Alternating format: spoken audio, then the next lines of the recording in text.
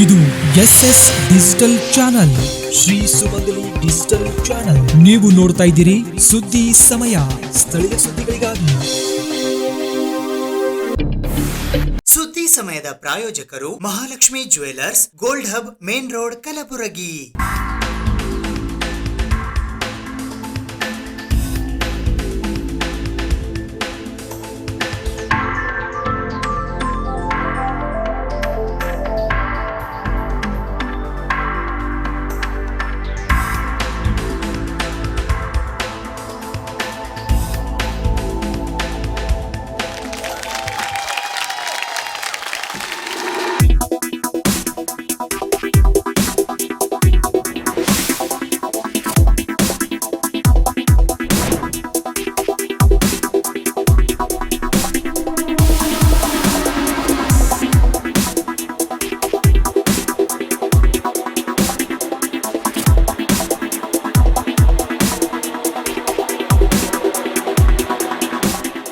Mahalakshmi jewellers, gold hub, main road, Gulbarga. ಸುದ್ದಿ ಸಮಯಕ್ಕೆ ಸ್ವಾಗತ. ನಾನು RJ ಮಂಜು ಹಿರೋಳಿ. ಲೋಕಸಭಾ ಚುನಾವಣೆ 2024ರ ಅಂಗವಾಗಿ ಇಂದು ಕಲಬುರಗಿ ನಗರದ ESIC ಆಸ್ಪತ್ರೆಯ ಸಭಾಂಗಣದಲ್ಲಿ ಚುನಾವಣಾ ಆಯೋಗ, ಕಲಬುರಗಿ ಜಿಲ್ಲಾಡಳಿತ ಮತ್ತು ಜಿಲ್ಲಾ ಸ್ವೀಪ್ ಸಮಿತಿಯ ವತಿಯಿಂದ ಮತದಾರರ ಜಾಗೃತಿ ಅಭಿಯಾನ ಕಾರ್ಯಕ್ರಮ ಹಮ್ಮಿಕೊಳ್ಳಲಾಗಿತ್ತು. ಭಾರತ ಚುನಾವಣಾ ಆಯೋಗ, ಕಲಬುರಗಿ ಜಿಲ್ಲಾಡಳಿತ ಮತ್ತು ಜಿಲ್ಲಾ ಸ್ವೀಪ್ ಸಮಿತಿ ಕಲಬುರಗಿ ಹಾಗೂ ESIC ಮೆಡಿಕಲ್ ಕಾಲೇಜ್ ಗುಲ್ಬರ್ಗಾ ಮತ್ತು ಗುಲ್ಬರ್ಗಾ ವೈದ್ಯಕೀಯ ವಿಜ್ಞಾನಗಳ ಸಂಸ್ಥೆ ಕಲಬುರಗಿ ಇವರುಗಳ ಸಂಯುಕ್ತ ಆಶ್ರಯದಲ್ಲಿ ಲೋಕಸಭಾ ಚುನಾವಣೆ 2024ರ ಅಂಗವಾಗಿ ಮತದಾರರ ಜಾಗೃತಿ ಅಭಿಯಾನವು ದಿನಾಂಕ 3ನೇ ಮೇ 2024ರಂದು ಬೆಳಿಗ್ಗೆ 10 ಗಂಟೆಗೆ ಮತದಾನಕ್ಕಿಂತ ಇನ್ನೊಂದಿಲ್ಲ, ನಾನು ಖಚಿತವಾಗಿ ಮತದಾನ ಮಾಡುವೆ ಎಂಬ ಘೋಷವಾಕ್ಯದೊಂದಿಗೆ ಕಲಬುರಗಿ ನಗರದ ESIC ಆಡಿಟೋರಿಯಂನಲ್ಲಿ ಜರುಗಿತು. ಸುಮಾರು 2000 ಮೆಡಿಕಲ್ ವಿದ್ಯಾರ್ಥಿಗಳು ಈ ಸ್ವೀಪ್ ಜಾಗೃತಿ ಕಾರ್ಯಕ್ರಮದಲ್ಲಿ ಭಾಗವಹಿಸಿದ್ದರು. ಈ ಕಾರ್ಯಕ್ರಮದಲ್ಲಿ ಕಲಬುರಗಿಯ ಜಿಲ್ಲಾಧಿಕಾರಿಗಳು ಹಾಗೂ ಜಿಲ್ಲಾ ಚುನಾವಣಾ ಅಧಿಕಾರಿಗಳಾದ B. ಫೌಜಿಯಾ ತರನ್ನುಂ, ಕಲಬುರಗಿ ಜಿಲ್ಲಾ ಪಂಚಾಯತ್ನ ಮುಖ್ಯ ಕಾರ್ಯನಿರ್ವಾಹಕ ಅಧಿಕಾರಿಗಳಾದ ಭವರ್ ಸಿಂಗ್ ಮೀನಾ IAS, ಕಲಬುರಗಿ ನಗರ ಪೊಲೀಸ್ ಆಯುಕ್ತರಾದ ಚೇತನ್ ಕುಮಾರ್ IPS, ಕಲಬುರಗಿ ಮಹಾನಗರ ಪಾಲಿಕೆಯ ಆಯುಕ್ತರಾದ ಪಾಟೀಲ್ ಭುವನೇಶ್ ದೇವಿದಾಸ್ ಸೇರಿದಂತೆ ESIC ಮೆಡಿಕಲ್ ಕಾಲೇಜಿನ ಸಿಬ್ಬಂದಿ ವರ್ಗದವರು ಉಪಸ್ಥಿತರಿದ್ದರು. ಭಾರತದ ಪೌರರಾದ ನಾವು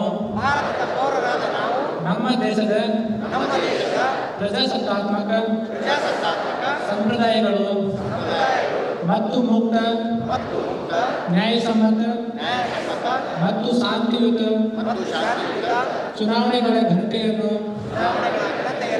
ಎತ್ತಿ ಹಿಡಿತೆಯೆಂದು ಮತ್ತು hereby pledge to uphold the democratic traditions of our country, and the dignity of free, fair and peaceful elections, and to vote in every elections by consideration of religion, race, caste or any inducement. Thank you, sir. The biggest gathering in ESIC Kalaburgi and the biggest number of guests which are available on the dais. So I welcome you all. The voting awareness is the most essential, and it is more essential in the elite group, in the educated group like us. Because the general people, they go and vote, they stand in the queue and vote, but the educated people, they don't vote. So the percentage has to be increased, and that has to be increased by the awareness. And this is the only area where the awareness of the educated people is more important than the awareness of the non-educated people. So I thank the district administration for conducting this program in our institution. The students should understand that voting is not only the right, but it is also the responsibility of each and every citizen of India. And I will appeal all of you to vote, not only vote, but motivate 10 other people to vote from your side. Thank you. Today I am very happy to be part of this voter awareness program. because you all know that once in 5 years we will face the elections. But as a students, for you people, it is something, what I can say, for the first time you people are maybe voting. How many people are voting for the first time? Please raise your hand. How many people have voted before? Please raise your hand. Okay, it's more of 50-50%. How many people are going to vote on May 7th? Please raise your hand. Okay, I am very happy. I think more than 95% of people are going to vote in the May 7th. Please, I request every students present over here not to miss your vote. Why? Because India is a democratic country. Do you mean? You all know what is meant by democratic country? Can anybody explain what is meant by democratic country? The government is elected by the people, for the people. So ಹಾಗಂತ ಅಂದರೆ ನಮ್ಮ ಗೌರ್ಮೆಂಟನ್ನು ನಾವು select ಮಾಡಬೇಕು ಅಂದರೆ ಪ್ರತಿಯೊಬ್ಬರು ಕೂಡ vote ಮಾಡಬೇಕು. You may be shocked to know that until 1920 United States of America was not given the power to vote for the women. You know that? Till 1920 women in United States of America are not eligible to vote. India is the first country to adopt universal franchise. That means that anybody who is above 21 years in 1950 is eligible to vote irrespective of his caste, creed, his income, his education, etc. Every Indian citizen is eligible to vote and elect his own government. That's what our founding fathers of India has dreamed of democratic India. ಅದಕ್ಕೋಸ್ಕರ ತಾವೆಲ್ಲರೂ ಕೂಡ ಮತದಾನವನ್ನು miss ಮಾಡ್ದಲೇ vote ಮಾಡಿ. ಮತದಾನದ ದಿನ there are so many attractions. ಅವತ್ತು ನಿಮಗೆಲ್ಲ ರಜೆ ಕೊಟ್ಟಿರ್ತಾರೆ, ಔಟಿಂಗ್ ಹೋಗ್ಬೋದು ಅಂತ ನೀವು ಪ್ಲ್ಯಾನ್ ಮಾಡ್ಕೊಂಡಿರ್ಬೋದು, ಅಥವಾ ಸ್ಟೂಡೆಂಟ್ ಆದರೆ ಇವತ್ತೆಲ್ಲ ಕೂತ್ಕೊಂಡು ಓದ್ಬೋದು ಅಂತ ಪ್ಲ್ಯಾನ್ ಮಾಡ್ಕೊಂಡಿರ್ಬೋದು. ಓದೋದ್ರ ಜೊತೆಗೆ ದಯವಿಟ್ಟು ಅವತ್ತು ಬಂದು ಮತದಾನ ಮಾಡಿ. ಯಾಕಂತ ಅಂದರೆ ನಮ್ಮಲ್ಲಿ 21 ವರ್ಷ 1950 ಮಾಡಿದ್ರು. ಅದಾದ ನಂತರ 18 ವರ್ಷಕ್ಕಿಂತ ಮೇಲ್ಪಟ್ಟ ಎಲ್ಲರಿಗೂ ಕೂಡ ಮತದಾನದ ಹಕ್ಕಿದೆ. ನೀವು ಯಾರೇ ಶ್ರೀಮಂತರಾಗಿರಲಿ, ಬಡವರಾಗಿರಲಿ, ಯಾವುದೇ ಜಾತಿಗೆ ಸೇರಿರಲಿ, ಯಾವುದೇ ಧರ್ಮಕ್ಕೆ ಸೇರಿರಲಿ, ಎಷ್ಟೇ ಓದಿರಲಿ, ಎಲ್ಲರೂ ಕೂಡ ಈಕ್ವಲ್ ನಮ್ಮ ಸರ್ಕಾರದ ಮುಂದೆ. ಹಾಗಾಗಿ ನಿಮ್ಮೆಲ್ಲರಿಗೂ ಕೂಡ ಒಂದು ಸಮಾನತೆಯನ್ನು ಕಲ್ಪಿಸ್ಕೊಡ್ತಕ್ಕಂಥ ಒಂದು ಮತದಾನದ ಹಕ್ಕನ್ನು ತಾವೆಲ್ಲರೂ ಕೂಡ ಉಪಯೋಗಿಸ್ತೀರಾ ಅಂತ. I hope all of you have understood the purpose of today's program. There has been enough said at the preamble. You know that May 7th in phase 3 Gulbarga goes to vote. Everybody who's a voter in Gulbarga constituency, can you raise your hands? Yes, others also. Like you know, in India in 7 phases the Lok Sabha elections are going on. So you can be a voter in any of the 7 phases. Especially in Gulbarga, from the Gulbarga District Sweep Samiti, the Sweep Committee, along with all the district level officers, they have been making a very honest effort from the start. 16th of March, the elections were declared. Since then, on a day-to-day basis, there has been some or the other activity that has been continuously planned. Different strata of society, different people, different groups have been invoked to come and cast their vote on the 7th of May. You may have seen a lot of activities happening around you. It may be in the Gram Panchayats, it may be in the medical institutions across Kalburgi, it may be in the city centers, it may be in malls, it may be in factories, it may be in schools, in colleges, in educational institutions. Every single person we have tried to reach out to ensure that absolutely everybody will be aware that you can cast your vote, you understand the election process. Like the Commissioner of Police has already very clearly stated, this entire program is not just about our right, it is also about our duty to cast a vote. India is probably one of the luckiest, we are very, very lucky to be born in India, because without a women's suffrage movement, without any fight for our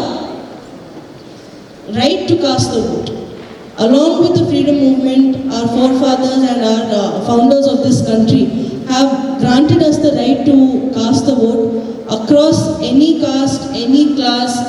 It does not matter if we are rich, if we are poor, it does not matter where we come from. As long as we are a citizen of this country, we can rightfully and dutifully go and cast our vote. The women's suffrage movement, if any of you have read about, it has been an absolute struggle from the 1800s till the 1900s. It has gone on. In fact, some countries are still struggling.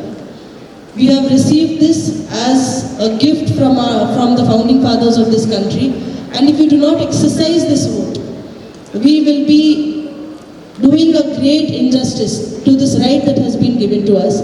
So all of you are educated, all of you are in the professional field, ESI students are here, gym students are here, all of you are going to become responsible doctors and medical professionals of this country and of various countries of this world. So I really hope, as long as you also have a say in the nation building of the country and you all cast your vote on the 7th of May. Can we all repeat 7th of May? Let us all go ahead, cast our vote, because not only is it a right, it is also our duty. We are duty bound, and let us all be part of the nation building process, because if we select our government rightfully and correctly with our own logical reasoning and our capabilities, I am sure that not just Gulbarga but India has a long way to go forward. Today's program is an effort to infuse among all of us pledge, intention to vote in the upcoming polls that is coming up on the 7th of May. It is very heartening to see all of you. You are the brilliant students of our community, the future of India, and we all expect that, like all other sections of people in our great country, you will also come forward and exercise your electoral rights. The right also bestows upon every one of us the responsibility to vote in the elections. I wish that everyone will turn up in your respective constituencies in the next upcoming phases of polling. Those who are voters of this constituency will vote on the 7th, and there are other phases lined up later on where you may be voters also. So gear up and let us go for a free, fair and peaceful elections for a bright future of our country. I'm standing before you with an objective to answer certain questions of the day. Do we need to vote? If yes, why? The second thing is, why youth are being projected and are being present here, and what is the necessity? What's your part in this? I would like to give you a small intro. The Article 326 in Constitution of India. The elections to the House of People and to the Legislative Assembly of every state shall be on the basis of adult suffrage. That is to say, every person who is citizen of India and who is not less than 18 years of age on such date as may be fixed in that behalf by or under any law made by the appropriate legislature and is not otherwise disqualified under this constitution or any law made by the appropriate legislature on the ground of non-residence, unsoundness of mind, crime or corrupt or illegal practice shall be entitled to be registered as a voter at any such elections. The Constitution 61st Amendment Act 1988 reduced the voting age for elections for Indian citizens from 21 years to 18 years with an intention to increase the representation of youth in politics. Now, once again, who are all eligible voters here above 18 years? Could you please raise your hand? And please applaud for yourself because you are the part of the future of nation.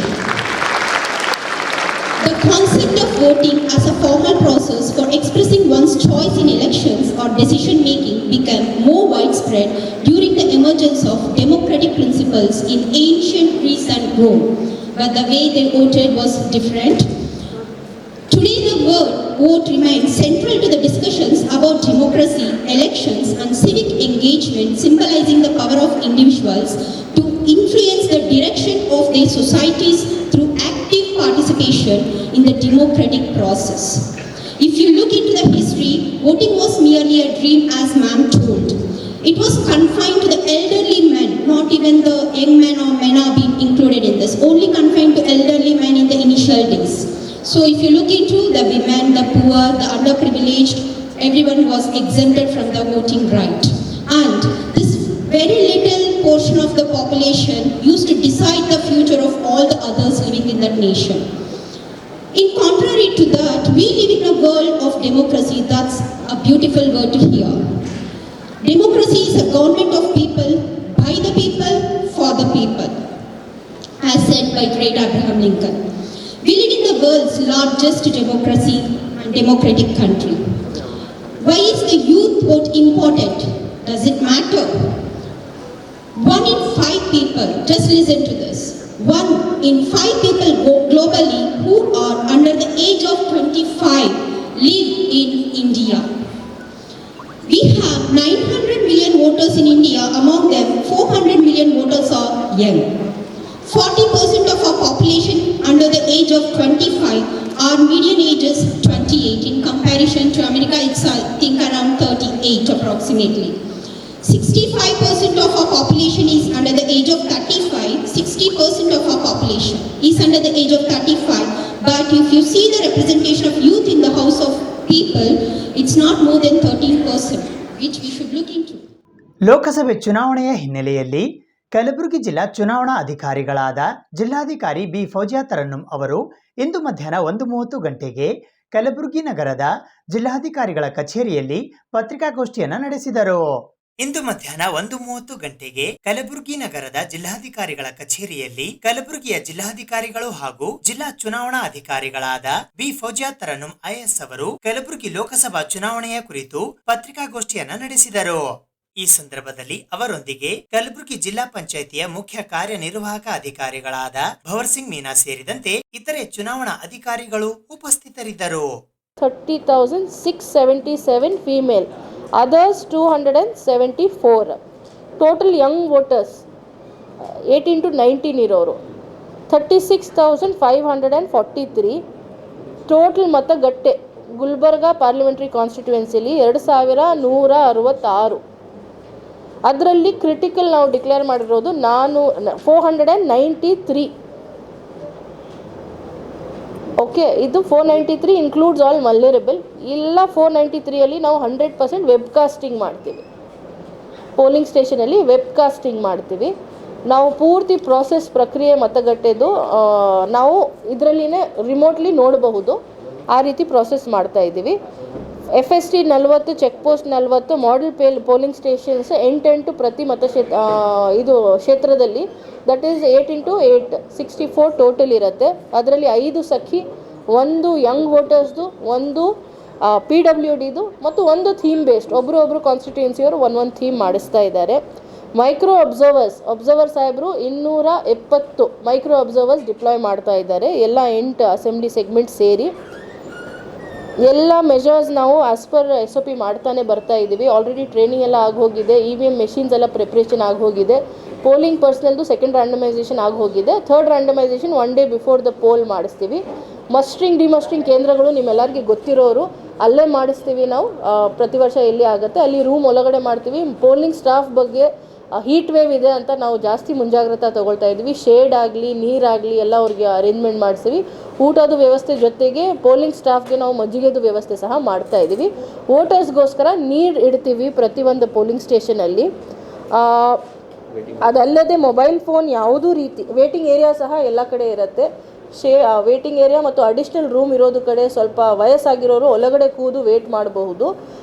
So ಈ ರೀತಿ ನಾವು ಎಲ್ಲ especially heat wave ಇರೋದು ಪ್ರಯುಕ್ತ ಜನರ ಕಡೆ ನಮ್ಮ ವಿನಂತಿ, ಅವ್ರು ಮುಂದೆ ಬಂದು ವೋಟ್ ಹಾಕೋಕ್ಕೆ ಬರಲೇಬೇಕು, ಹೀಟ್ ಇರಲಿ ಏನೋ ಇರಲಿ. ಸೊ ವ್ಯವಸ್ಥೆ ಮಾಡ್ತಾ ಇದ್ದೀವಿ. ಅದಲ್ಲದೆ cell phones are not allowed inside the polling station. So ಮತದಾರರು ಯಾರು ಹೋಗ್ತಾ ಇದ್ದಾರೆ ಫೋನ್ ಸ್ವಲ್ಪ ಆಚೆ ಬಿಟ್ಟು ಹೋಗೋ ರೀತಿ ನೀವು ಸ್ವಲ್ಪ ಪ್ರಚಾರ ಮಾಡ್ತೀರಾ ಅಂದರೆ ಹೆಲ್ಪ್ ಆಗುತ್ತೆ. ಯಾವುದೇ ರೀತಿ ಪ್ರಚಾರ 200 ಮೀಟರ್ ಒಳಗಡೆ ಅಲೌಡ್ ಇರೋದಿಲ್ಲ on the day of pole.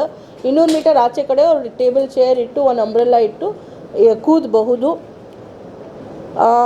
Within 100 metres ಯಾವ ವೆಹಿಕಲ್ನೂ ಅಲೌಡ್ ಇರೋದಿಲ್ಲ ಒಳಗಡೆ ಬರೋಕ್ಕೆ.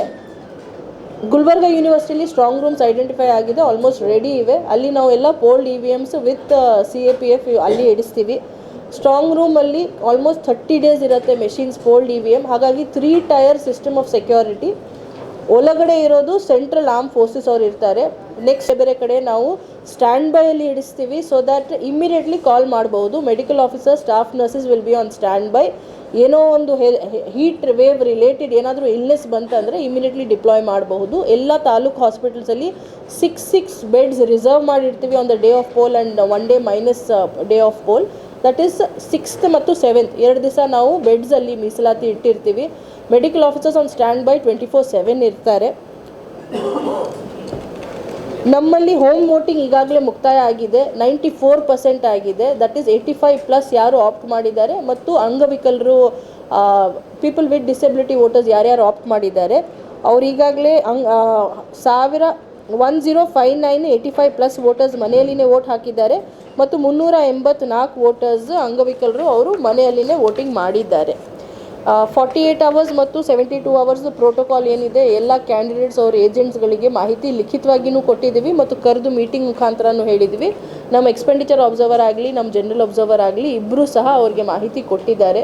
ಅವ್ರ ಡೌಟ್ಸ್ ಏನಿದೆ ಅದನ್ನು ನಾವು ಕ್ಲಾರಿಫೈ ಮಾಡಿದ್ದೀವಿ. ಸೋಷಿಯಲ್ ಮೀಡಿಯಾ ಬಗ್ಗೆನೂ ವಿನಾಕಾರಣ ಏನೇನು ಸ್ಪ್ರೆಡ್ ಮಾಡೋದು ಪೋಲಿಂಗ್ ಡೇ ಕ್ಲಾರಿಫಿಕೇಷನ್ಸ್ ಯಾವಾಗಲೂ AROs RO ಕಡೆ ಕೇಳಬಹುದು. ಮೆಷಿನ್ ಬಗ್ಗೆ ಏನಾದರೂ ಅವ್ರಿಗೆ ಸಂಶಯ ಇದ್ದಾಗ.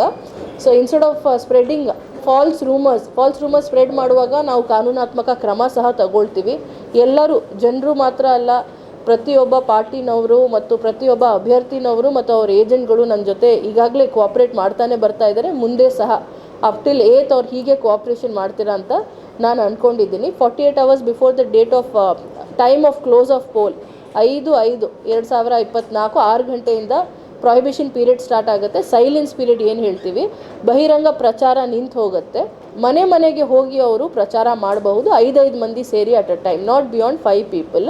ಅದಕ್ಕೇನು ಅವ್ರು ಸ್ಪೆಸಿಫಿಕ್ ಆಗಿ AROs ಕಡೆಯಿಂದ ಪರ್ಮಿಷನ್ ತೊಗೊಳ್ಬೇಕು. ಅವ್ರ ಮನೆ ಹೋಗಿ ಭೇಟಿ ನೀಡಿ ಕ್ಯಾಂಪೇನಿಂಗ್ ಮಾಡ್ತಾ ಇದ್ದಾರೆ. ಅಂದರೆ ಅಲ್ಲ, ಲಾಸ್ಟ್ 2 ಡೇಸ್ ಏನಾಗಿದೆ, ಪೋಸ್ಟಲ್ ಬ್ಯಾಲೆಟ್ ನಾವು ಕೊಟ್ಟಿದ್ದೀವಿ ಎಲ್ಲರಿಗೆ. 30ನೇ ತಾರೀಕು ಲಾಸ್ಟ್ ಡೇಟ್ ಇತ್ತು. ಪೋಸ್ಟಲ್ ಬ್ಯಾಲೆಟ್ ಡಿಸ್ಟ್ರಿಬ್ಯೂಷನ್ ಆಗಿದೆ ಈಗಾಗಲೇ, ಅವ್ರು ಮಾಡ್ತಾನೂ ಇದ್ದಾರೆ. EDC ಈಗ ಅವರು ಹೋಲಿಕೆ ಮಾಡ್ತಾ ಇರೋದು ಲೆಜಿಸ್ಲೇಟಿವ್ ಅಸೆಂಬ್ಲಿ ಇಲೆಕ್ಷನ್ಗೆ. ಆವಾಗ ಎಲ್ಲರಿಗೆ ಪೋಸ್ಟಲ್ ಬ್ಯಾಲೆಟ್ ಕೊಡ್ತೀವಿ. ಇಲ್ಲಿ parliamentary election is of a bigger jurisdiction.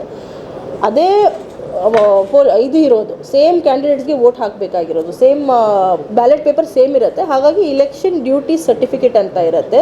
ಅವ್ರು ಯಾವ ಮತಗಟ್ಟೆಯಲ್ಲಿ ಅವ್ರದ್ದು ಡ್ಯೂಟಿ ಅಸೈನ್ಡ್ ಇದೆ ಅಲ್ಲಿ ಅವರು EDC ಅಪ್ರೂವ್ ಕಾಪಿ ತಗೊಂಡು ಅಲ್ಲೇ ವೋಟ್ ಚಲಾಯಿಸಬಹುದು 7ನೇ ತಾರೀಕು. ಆ ಡಿಸ್ಟ್ರಿಬ್ಯೂಷನ್ ಇವತ್ತು ಮತ್ತು ನಾಳೆ ನಡೀತಾ ಇದೆ ಎಲ್ಲ ARO ಕಚೇರಿಗಳಲ್ಲಿ. ಸೊ ಯಾರು ಪೋಲಿಂಗ್ ಪರ್ಸನಲ್ ಅವ್ರಿಗೆ EDC ಇಶ್ಯೂ ಆಗಿದೆ, ನಾನು ಜಸ್ಟ್ ಒಂದು ಎಕ್ಸಾಂಪಲ್ ಉದಾಹರಣೆ, ನನ್ನ ಮನೆ ಇರೋದು ಗುಲ್ಬರ್ಗಾ ಸೌತ್ ಅಂತ ಅಂದ್ಕೊಳ್ಳಿ, ನನಗೆ ಡ್ಯೂಟಿ ಅಫ್ಜಲ್ಪುರ್ ಬಂದಿದೆ. ನಾನು ಅಫ್ಜಲ್ಪುರ್ ಡ್ಯೂಟಿ ಮತಗಟ್ಟೆ 242 ಅಂತ ಅಂದ್ಕೊಳ್ಳಿ, ನಮ್ಮ ಮನೆ ಇರೋದು 109ನೇ PS ಆಫ್ ಗುಲ್ಬರ್ಗಾ ಸೌತ್. ನಾನು 109 ಗುಲ್ಬರ್ಗಾ ಸೌತ್ ಹೋಗಿ ವೋಟ್ ಮಾಡೋಕ್ಕೆ ಆಗೋದಿಲ್ಲ, ಯಾಕೆಂದರೆ ನನ್ನ ಡ್ಯೂಟಿ 242 ಅಫ್ಜಲ್ಪುರಲ್ಲಿದೆ. 242ಅಲ್ಲಿನೇ ಅವ್ರು EDC ಸರ್ಟಿಫಿಕೇಟ್ ಸಬ್ಮಿಟ್ ಮಾಡಿ ಅಲ್ಲೇ ಅವರು ಮತ ಚಲಾಯಿಸಬಹುದು. ಸೊ ಈ ಪ್ರಾಸೆಸ್ MLA ಇಲೆಕ್ಷನ್ಗೆ ಅವ್ರು ಹೋಲಿಕೆ ಮಾಡೋದಕ್ಕೋಸ್ಕರ ಸ್ವಲ್ಪ ಕನ್ಫ್ಯೂಷನ್ ಆಗಿದೆ. ಅದು ನಾವು ಪ್ರತಿಯೊಂದು ARO ಕಚೇರಿಯಲ್ಲಿ ಹೆಲ್ಪ್ ಡೆಸ್ಕ್ ಮಾಡಿ ಅವ್ರಿಗೆ ಮಾಹಿತಿ ಕೊಡ್ತಾ ಇದ್ದೀವಿ. ಅದು ಇವತ್ತು ನಾಳೆ ಅವ್ರಿಗೆ ಈ ಸರ್ಟಿಫಿಕೇಟ್ ಇಶ್ಯೂ ಆದಮೇಲೆ ಅದೆಲ್ಲ ಅವ್ರ ಕನ್ಫ್ಯೂಷನ್ ಸಾಲ್ವ್ ಆಗುತ್ತೆ, ತೊಂದರೆ ಆಗುತ್ತೆ. ಇಡೀ ಕರ್ನಾಟಕದ ಮೂರನೇ ಹಂತದಲ್ಲಿ 14 ಪಾರ್ಲಿಮೆಂಟ್ರಿ ಕಾನ್ಸ್ಟಿಟ್ಯೂನ್ಸೀಸ್ನಲ್ಲಿ ಚುನಾವಣೆ ನಡೆಯಲಿದೆ. ಗುಲ್ಬರ್ಗಾದಲ್ಲಿ ಸಹ ಗ್ರಾಮಾಂತರ ಕ್ಷೇತ್ರಕ್ಕೆ ಸಂಬಂಧಪಟ್ಟಂತೆ ಜಿಲ್ಲಾ ಗ್ರಾಮಾಂತರ ವ್ಯಾಪ್ತಿನಲ್ಲಿ SP ಕ್ಷೇತ್ರಕ್ಕೆ ಸಂಬಂಧಪಟ್ಟಂತೆ ಆಲ್ಮೋಸ್ಟು 1719 ಬೂತ್ಸ್ ಬರ್ತದೆ. ಅದರಲ್ಲಿ 3000ಕ್ಕಿಂತ ಹೆಚ್ಚು ಪೊಲೀಸ್ ಅಧಿಕಾರಿ ಸಿಬ್ಬಂದಿಗಳು ಬೂತಲ್ಲಿ ಮತ್ತು ಸೆಕ್ಟರ್ನಲ್ಲಿ ಸೂಪರ್ವಿಷನ್ಗೆ ಏನು ಸೆಕ್ಟರ್ಸ್ ಮಾಡಿರ್ತೀವಿ ಅದರ ಜೊತೆಗೆ ಡಿಪ್ಲಾಯ್ ಮಾಡ್ತೇವೆ. ಬೂತ್ ಮತ್ತು ಸೆಕ್ಟರ್ ಡಿಪ್ಲಾಯ್ಮೆಂಟ್ ಜೊತೆಗೆ EVM ಟ್ರಾನ್ಸ್ಪೋರ್ಟೇಷನ್ಗೂ ಸಹ ನಾವು ಆರ್ಮ್ಡ್ ಸೆಕ್ಯೂರಿಟಿಯನ್ನು ಕೊಡ್ತೇವೆ. ಏನು EVM ಸೆಕ್ಟರ್ಸ್ ಮಾಡಿರ್ತಾರೆ EVM ಟ್ರಾನ್ಸ್ಪೋರ್ಟೇಷನ್ಗೆ ರೆವಿನ್ಯೂ ಸೆಕ್ಟರ್ಸ್ ಅವರಿಗೆ ಸಹ ಆರ್ಮ್ಡ್ ಸಿಬ್ಬಂದಿ ಕೊಡ್ತೇವೆ. ಅದ್ರ ಜೊತೆಗೆ ನಮಗೆ 3 CISF ಪಡೆಗಳನ್ನು ಕೊಟ್ಟಿದ್ದಾರೆ, ಅವರನ್ನು ಸಹ ಬೂತ್ ಮಟ್ಟಕ್ಕೆ ಡಿಪ್ಲಾಯ್ ಮಾಡ್ತೇವೆ. ನಮ್ಮ ಹಂತದಲ್ಲೇ ನಾವೇ ಒಂದು ಕ್ರಿಟಿಕಲ್ ಮತ್ತು ವಲ್ನರೇಬಲ್ ಬೂತ್ಸ್ದು ಒಂದು ಪಟ್ಟಿನ ರೆಡಿ ಮಾಡ್ಕೊಂಡಿದ್ದೇವೆ.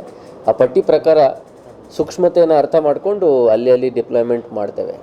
ಮುಂಜಾಗ್ರತಾ ಕ್ರಮಕ್ಕಾಗಿ ಈ ಜಿಲ್ಲೆಯಲ್ಲಿ ಇಲ್ಲಿ ತನಕ 2880 ಜನರ ವಿರುದ್ಧ ಮುಂಜಾಗ್ರತಾ ಕ್ರಮ ಕೈಗೊಂಡು ದಂಡಾಧಿಕಾರಿ ಮುಂದೆ ಅವ್ರ ಕಡೆಯಿಂದ ಮುಚ್ಚಳಿಕೆ ಬರೆಸ್ಕೊಂಡಿಲಾಗಿದೆ. ಅದನ್ನು ಬಾಂಡೋರ್ ಪ್ರೊಸೆಸ್ ಅಂತ ನಾವು ಕರೀತೇವೆ.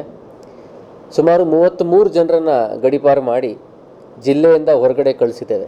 ಚುನಾವಣೆ ಸಂದರ್ಭದಲ್ಲಿ ಯಾವುದೇ ಅಶಾಂತಿ ಉಂಟಾಗಬಾರ್ದು, ಯಾವುದೇ ಸಮಸ್ಯೆ ಜರುಗಿಸಬಾರ್ದು, ಜನರು ಮುಕ್ತವಾಗಿ ಭಯ ಇಲ್ಲದೆ ಮತಗಟ್ಟೆಗೆ ಬರಬೇಕು, ಮುಕ್ತವಾಗಿ ಚುನಾವಣೆ ಪ್ರಕ್ರಿಯೆಯಲ್ಲಿ ಪಾಲ್ಗೊಳ್ಳಬೇಕು ಅನ್ನುವಂಥ ಉದ್ದೇಶದಿಂದ ಈ 2 ಕ್ರಮ ಕೈಗೊಂಡಿದ್ದೀವಿ.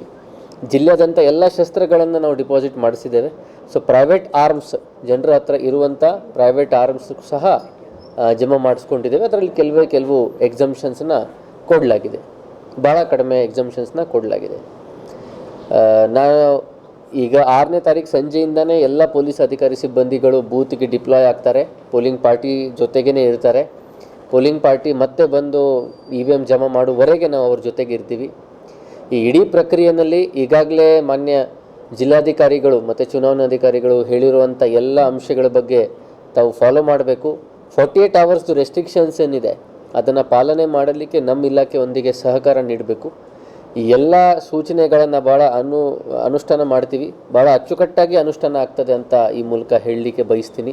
ಸಾರ್ವಜನಿಕರು ಇದಕ್ಕೆ ನಮ್ಮ ಜೊತೆಗೆ ಕೈ ಜೋಡಿಸ್ಬೇಕು. ಎಲ್ಲ ಜನಪ್ರತಿನಿಧಿಗಳು ಯಾರು ಕ್ಯಾಂಡಿಡೇಟ್ಸ್ ಇದ್ದಾರೆ ಅವರು ಮತ್ತು ಎಲ್ಲ ಪಾರ್ಟಿಗಳು ನಮ್ಮೊಂದಿಗೆ ಕೈ ಜೋಡಿಸಿ ಒಳ್ಳೆಯ ರೀತಿ ಶಾಂತಿಯುತವಾಗಿ ಎಲ್ಲ ಚುನಾವಣೆ ಯಾವ ರೀತಿ ನಾವು ಚೆನ್ನಾಗಿ ನಡೆಸಿದ್ದೇವೆ ಹಿಂದಿನ ಚುನಾವಣೆಗಳು ಕೂಡ ಅದೇ ರೀತಿ ನಡೆಸಲಿಕ್ಕೆ ನಮ್ಮೊಂದಿಗೆ ಸಹಕಾರ ಮಾಡಬೇಕು ಅಂತ ಈ ಸಂದರ್ಭದಲ್ಲಿ ಕೇಳ್ಕೊತೀವಿ. 19ರಲ್ಲಿ ನಮ್ಮದು ವೋಟರ್ ಟರ್ನ್ಔಟ್ ನಾನು ಜಿಲ್ಲೆದು ಹೇಳ್ತಾ ಇದ್ದೀನಿ, ಅಂದರೆ ಗುರುಮಿಟ್ಕಲ್ ಬಿಟ್ಟು ಮತ್ತು ಆಳಂದ ಮತ್ತು ಚಿಂಚೋಳಿ ಸೇರಿ 63.04% ಆಗಿತ್ತು. ನಮ್ಮದು ಗುಲ್ಬರ್ಗಾ AC ಕಾನ್ಸ್ಟಿಟ್ಯೂನ್ಸಿ ಹೇಳಬೇಕಾದ್ರೆ 60.88 ಆಗಿತ್ತು. ಸೊ ಈ ಸಲ ನಮ್ಮ ಸ್ವೀಪ್ ಆ್ಯಕ್ಟಿವಿಟಿನ ನಾವು ಇದು ವೋಟರ್ ಟರ್ನ್ಔಟ್ ಜಾಸ್ತಿ ಮಾಡಬೇಕು ಅಂತ ಟಾರ್ಗೆಟ್ ಇಟ್ಕೊಂಡು ಫೋಕಸ್ ಆಗಿ ಸ್ವೀಪ್ ಆ್ಯಕ್ಟಿವಿಟಿ ಕೂಡ ಮಾಡಿದ್ದೀವಿ.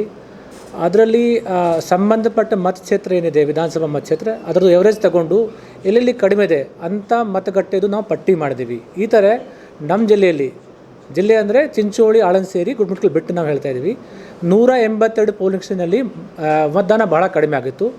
ಅಂಥ ಕಡೆ ನಾವು BLOಗಳ ಮೇಲೆ ಸೂಪರ್ವೈಸ್ ಮಾಡೋಕ್ಕೆ ಒಂದು ನೋಡಲ್ ಆಫೀಸರ್ ಆಯ್ಕೆ ಮಾಡಿ ಅವರಿಗೆ ಮನೆಗೆ ಭೇಟಿ ಮಾಡೋಕ್ಕೆ ಹೇಳಿದ್ವಿ. ಯಾವ ಕಾರಣಕ್ಕಾಗಿ ಮತದಾನ ಕಡಿಮೆ ಆಗಿತ್ತು, ಮತದಾನ ಜಾಸ್ತಿ ಮಾಡಬೇಕು ಅಂತ. ಅದರಲ್ಲಿ ನಾವು ಅದನ್ನು ಎಲ್ಲ ಕಾರಣಗಳನ್ನು ಅಟೆಂಡ್ ಮಾಡಿದ್ದೀವಿ. ಲಾಸ್ಟ್ 1.5 ತಿಂಗಳಿಂದ ನಾವು ಸ್ವೀಪ್ ಆ್ಯಕ್ಟಿವಿಟಿ ಭಾಳ 6-8 ತಿಂಗಳಿಂದ ಮಾಡ್ತಾಯಿದ್ದೀವಿ. ಬಟ್ 1.5 ತಿಂಗಳಿಂದ ಭಾಳ ಜಾಸ್ತಿ ಫೋಕಸ್ ಆಗಿ ಮಾಡ್ತಾಯಿದ್ದೀವಿ. ನಿಮಗೆಲ್ಲರಿಗೂ ಗೊತ್ತಿರೋ ಹಾಗೆ ನಾವು ಈವನ್ ಅರಣ್ಯದಲ್ಲಿ ಕೂಡ ಹೋಗಿ ಸ್ವೀಪ್ ಆ್ಯಕ್ಟಿವಿಟಿ ಮಾಡಿದ್ದೀವಿ, ಚಂದ್ರನಪಾಡಿ ಡ್ಯಾಮಲ್ಲಿ ಮಾಡಿದ್ದೀವಿ, ನರೇಗಾ ಸ್ಯಾಟಲ್ ಎಲ್ಲ ಕಡೆ ಆಗಿದೆ. ನರೇಗಾ ಬಗ್ಗೆ ನಾವು ಯಾಕೆ ಹೇಳೋಕ್ಕೆ ಇಷ್ಟಪಡ್ತೀವಿ ಅಂದರೆ ನಮ್ಮ ನರೇಗಾದು ಈಗ ಬರಗಾಲ ಇದೆ, ಒಂದು ಇಲೆಕ್ಷನ್ ಇದೆ, ಈಗೋಸ್ಕರ ಮೈಗ್ರೇಷನ್ ಹೋಗಬಾರ್ದು ಬೇರೆ ಕಡೆ ಜನ, ಅವರಿಗೆ ಒಂದು ಕೆಲಸ ಸಿಗಬೇಕು. ಜೊತೆಗೆ ಇಲೆಕ್ಷನ್ನಲ್ಲಿ ಕೂಡ ಮತದಾನ ಜಾಸ್ತಿ ಮಾಡಬೇಕಾದ್ರೆ ಅವರಿಗೆ ಮತದಾನ, ಅದಕ್ಕಾಗಿ ನಾವು ಮನ್ರೇಗಾ ಸೈಟ್ನಲ್ಲಿ ಕೂಡ ಭಾಳಷ್ಟು ಸ್ವೀಪ್ ಆ್ಯಕ್ಟಿವಿಟಿ ಮಾಡ್ತಾಯಿದ್ದೀವಿ. ನಾ ಭಾರತ ಸಾಂಗ್ ಇರ್ಬೋದು ಅಥವಾ ಪ್ರತಿಜ್ಞೆ ಇರ್ಬೋದು ಎಲ್ಲ ನಾವು ಮಾಡ್ತಾಯಿದ್ದೀವಿ. ಈ ಸಲ ನಾವು ಎಲ್ಲ ಏಜ್ದವರು ಇರ್ಬೋದು, ಬೇರೆ ಬೇರೆ ಸೆಕ್ಷನ್ಸ್ ಆಫ್ ಸೊಸೈಟಿ ಇರ್ಬೋದು, from youth, old age, students, doctors, bus stand, railway station ಎಲ್ಲ ಕಡೆ ಸ್ವೀಪ್ ಆ್ಯಕ್ಟಿವಿಟಿ ಮಾಡಿದ್ದೀವಿ. ಈವನ್ ಸ್ಪೋರ್ಟ್ಸ್ ಪರ್ಸನ್ ಆಲ್ಸೋ ನಾವು we have targeted through cycling ಜಾಥಾ ಅಥವಾ ಫುಟ್ಬಾಲ್ ಲೀಗ್ ಕೂಡ ಮಾಡಿದ್ದೀವಿ. ಸೊ ಈ ಥರ ನಾವೆಲ್ಲ ಸ್ವೀಪ್ ಆ್ಯಕ್ಟಿವಿಟಿ ಮಾಡಿದ್ದೀವಿ. ಈಗ ಮುಂದಿನ 3 ದಿವಸಗಳಲ್ಲಿ ಅಂದರೆ 5ನೇ ತಾರೀಕು ತನಕ ನಮ್ಮ ಫೋಕಸ್ ಇರ್ಬೋದು ವೋಟರ್ ಸ್ಲಿಪ್ ಡಿಸ್ಟ್ರಿಬ್ಯೂಷನ್ ಮತ್ತು ವೋಟರ್ ಗೈಡ್ ಡಿಸ್ಟ್ರಿಬ್ಯೂಷನಲ್ಲಿ.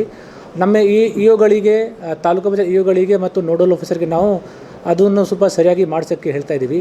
ಯಾಕಂದರೆ ಲಾಸ್ಟ್ ಮೂಮೆಂಟ್ನಲ್ಲಿ ಅವರಿಗೆ ಸರಿಯಾಗಿ ಮಾಹಿತಿ ಹೋದರೆ ಅವ್ರ ಮತಗಟ್ಟೆ ಯಾವುದಿದೆ ಮತ್ತು ಕೆಲವು ಕುಟುಂಬದಲ್ಲಿ ಒಬ್ಬರು ಮೆಂಬರ್ ಬಹುಶಃ ಬೇರೆ ಕಡೆ ಕೆಲಸ ಮಾಡೋಕ್ಕೆ ಅಥವಾ ಶಿಕ್ಷಣಕ್ಕೋಸ್ಕರ ಹೋಗಿರ್ತಾರೆ, ಅವರಿಗೆ ಕಡ್ಡಾಯವಾಗಿ ಯಾವತ್ತು ಬಂದು ಮತದಾನ ಅದು ಹಕ್ಕಿ ಚಲಾಯಿಸಬೇಕು ಅಂತ ನಾವು ಮನವಿ ಮಾಡ್ತಾಯಿದ್ದೀವಿ. ಈ 3 ದಿವಸಗಳಲ್ಲಿ ನಾವು ಅದರ ಮೇಲೆ ಫೋಕಸ್ ಮಾಡ್ತಾಯಿದ್ದೀವಿ. ಲೋ ಟರ್ನ್ಔಟ್ ಇರುವಂಥ PS ನಲ್ಲಿ ನಮ್ಮ ಇಒಗಳು ಮತ್ತು ನೋಡಲು ಹೋಗ್ತಾರೆ.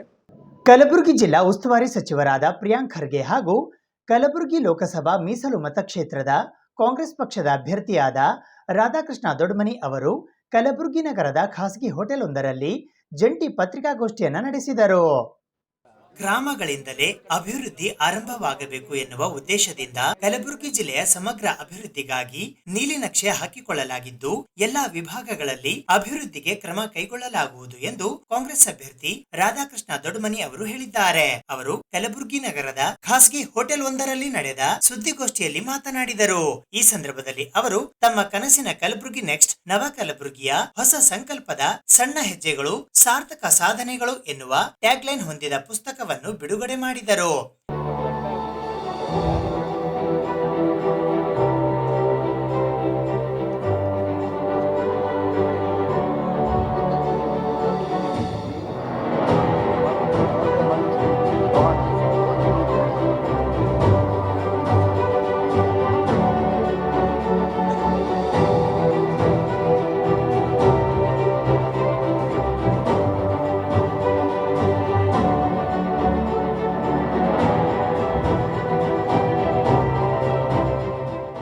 ನಮ್ಮೆಲ್ಲರಿಗೂ ನಮ್ಮ ಕಲಬುರಗಿ ನೆಕ್ಸ್ಟ್ ಇದಕ್ಕೆ ತಮ್ಮೆಲ್ಲರಿಗೂ ಸ್ವಾಗತ ಬಯಸುತ್ತೇನೆ.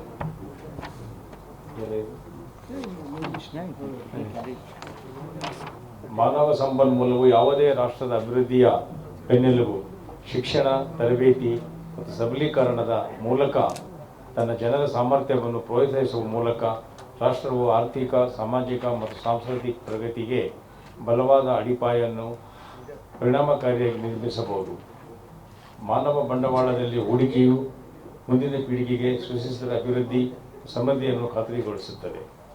ಆದರೆ ರಾಷ್ಟ್ರ ನಿರ್ಮಾಣದ ಚಟುವಟಿಕೆ ತಳಮಟ್ಟದಿಂದ ಆರಂಭವಾಗಬೇಕು. ಇದು ನಮ್ಮ ಗ್ರಾಮಗಳಿಂದಲೇ ಆರಂಭವಾಗಬೇಕು ಮತ್ತು ಕಲಬುರಗಿ ನೆಕ್ಸ್ಟ್ ನಮ್ಮ ಯುವ ಜನತೆಯ ಆಕಾಂಕ್ಷೆಗಳನ್ನು ಈಡೇರಿಸಲು ಕಾಂಗ್ರೆಸ್ ಪಕ್ಷ ಮತ್ತು ಅಭ್ಯರ್ಥಿಯಾಗಿ ನನ್ನ ಪ್ರಾಮಾಣಿಕ ಪ್ರಯತ್ನ.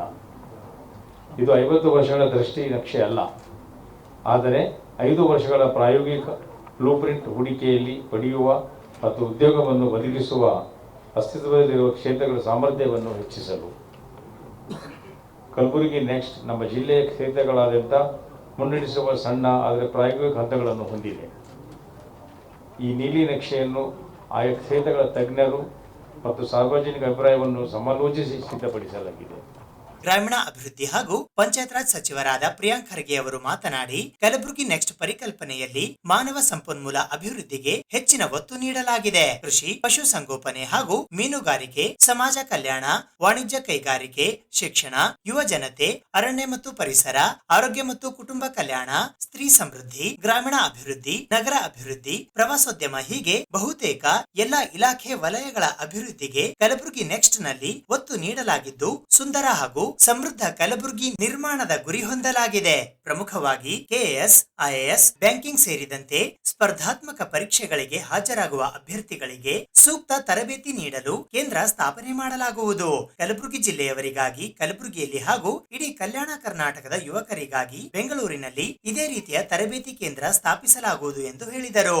ರಾಜ್ಯ ಸರ್ಕಾರದ ಬಜೆಟ್ ಅನುಷ್ಠಾನಗಳ ಜೊತೆಗೆ ಕಲಬುರಗಿ ನೆಕ್ಸ್ಟ್ ಪರಿಕಲ್ಪನೆಯಲ್ಲಿ ಹೇಳಿರುವಂತಹ ಯೋಜನೆಗಳ ಜಾರಿಗೆ ಪ್ರಾಮಾಣಿಕ ಪ್ರಯತ್ನ ಮಾಡಲಾಗುವುದು.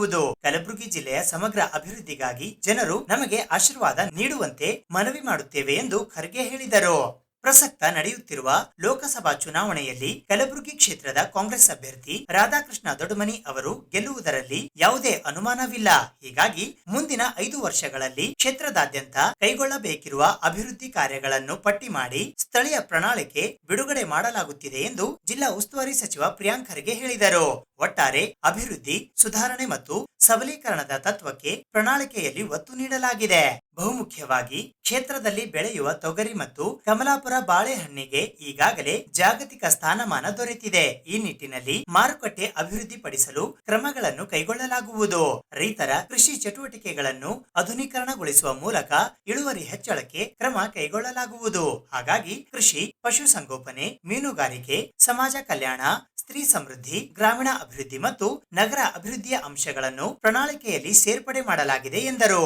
ಎಂಎಸ್ಎಂಇಗೆ ಅಗತ್ಯ ವಾತಾವರಣ ರೂಪಿಸುವುದು, ಸಮಾಜ ಕಲ್ಯಾಣ ಮತ್ತು ಹಿಂದುಳಿದ ವರ್ಗಗಳ ಇಲಾಖೆಯಿಂದ ನಡೆಯುತ್ತಿರುವ ಹಾಸ್ಟೆಲ್ಗಳಿಗೆ ಸ್ವಂತ ಕಟ್ಟಡಗಳನ್ನು ನಿರ್ಮಿಸುವುದು, ಮಾನವ ಸಂಪನ್ಮೂಲ ಅಭಿವೃದ್ಧಿ ಮತ್ತು ಸ್ಪರ್ಧಾತ್ಮಕ ಪರೀಕ್ಷೆಗಳಿಗೆ ಹಾಜರಾಗುವ ಅಭ್ಯರ್ಥಿಗಳಿಗೆ ಸಂವಹನ ಸಾಮರ್ಥ್ಯ ಹೆಚ್ಚು ಮಾಡಲು ಅಗತ್ಯ ವಾತಾವರಣ ರೂಪಿಸುವುದು, ನವೋದ್ಯಮಗಳಿಗೆ ಪ್ರೋತ್ಸಾಹ ನೀಡುವುದು, ಮೂಲಭೂತ ಸೌಕರ್ಯಗಳನ್ನು ಅಭಿವೃದ್ಧಿಪಡಿಸುವುದು, ಮಹಿಳೆಯರಿಗಾಗಿ ಪ್ರತ್ಯೇಕ ಒಳಾಂಗಣ ಕ್ರೀಡಾಂಗಣ ನಿರ್ಮಿಸಲಾಗುವುದು ಎಂದು ವಿವರಿಸಿದರು.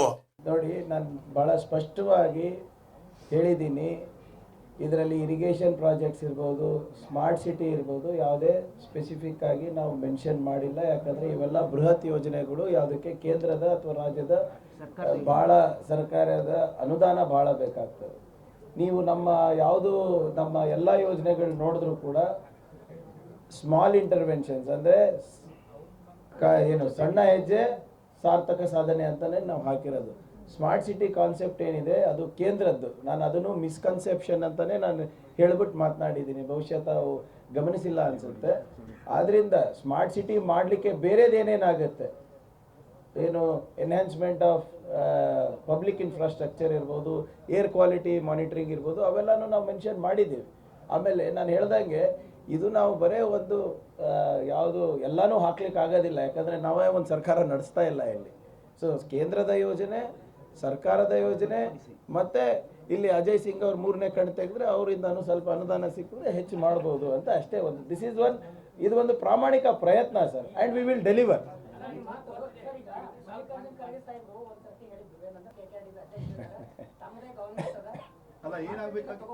ಇಲ್ಲ ಸ್ಮಾರ್ಟ್ ಸಿಟಿ ಕಾನ್ಸೆಪ್ಟಲ್ಲಿ ಏನಿದೆ, it is huge public infrastructure investment. ನಾನೇನು ಹೇಳ್ತಾ ನಮ್ಮದ್ರಲ್ಲಿ ಏನಿದೆ, ನಮ್ಮ ಈ ಕಾನ್ಸೆಪ್ಟ್ ಏನಿದೆ ಅಂದರೆ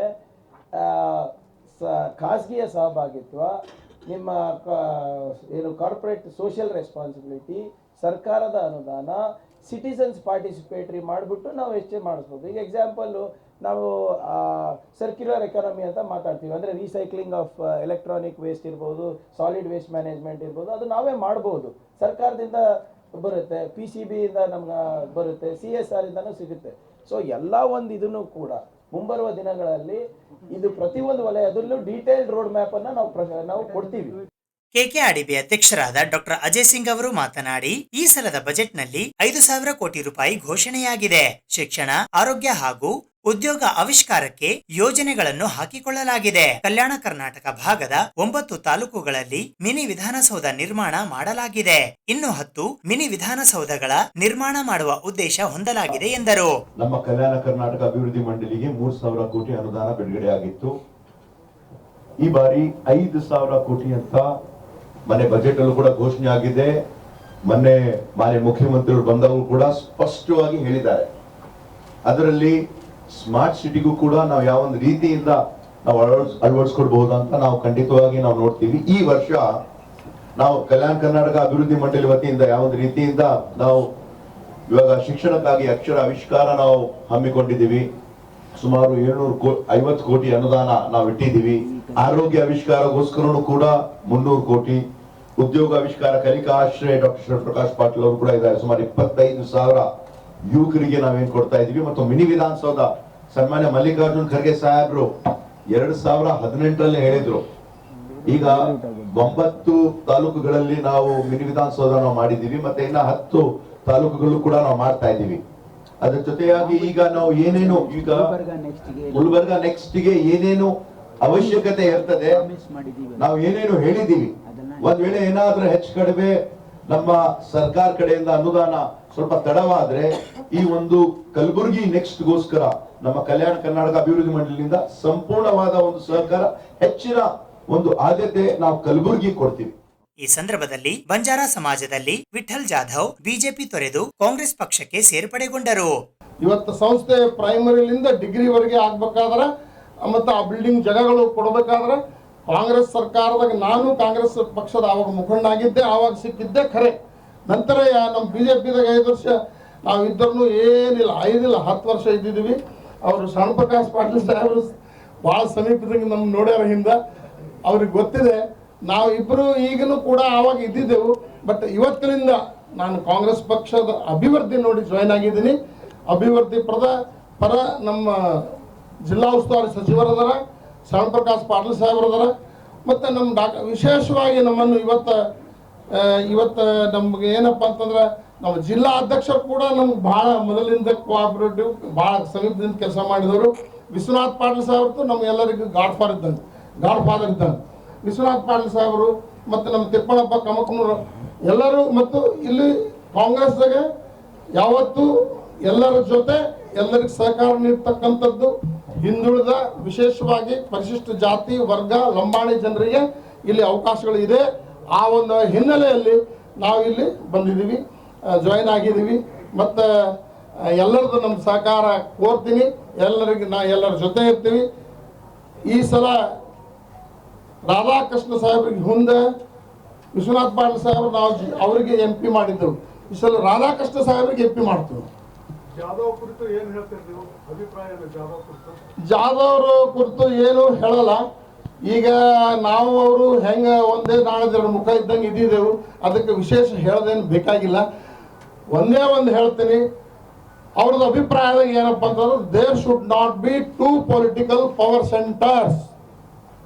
there should not be 2 political power centres in Banjara community in Gulbarga ಅಂತ ಅವ್ರದ್ದು ಭಾವನೆ ಅದ. ಆ ಭಾವನೆಗೆ ನಾವು ಧಕ್ಕೆ ತರಬಾರ್ದು ಅಂತೇಳಿ ಅವರೇ ಇರಲಿ, ಪಕ್ಷನೂ ಅವರೇ ನೋಡ್ಕೊಳ್ಳಿ, ಅವರೇ ಎಲ್ಲ ಇರಲಿ ಅಂತೇಳಿ ನಾವು ಬಿಟ್ಟು ಕಾಂಗ್ರೆಸ್ ಪಕ್ಷ ಜಾಯ್ನ್ ಆಗಿದ್ವಿ.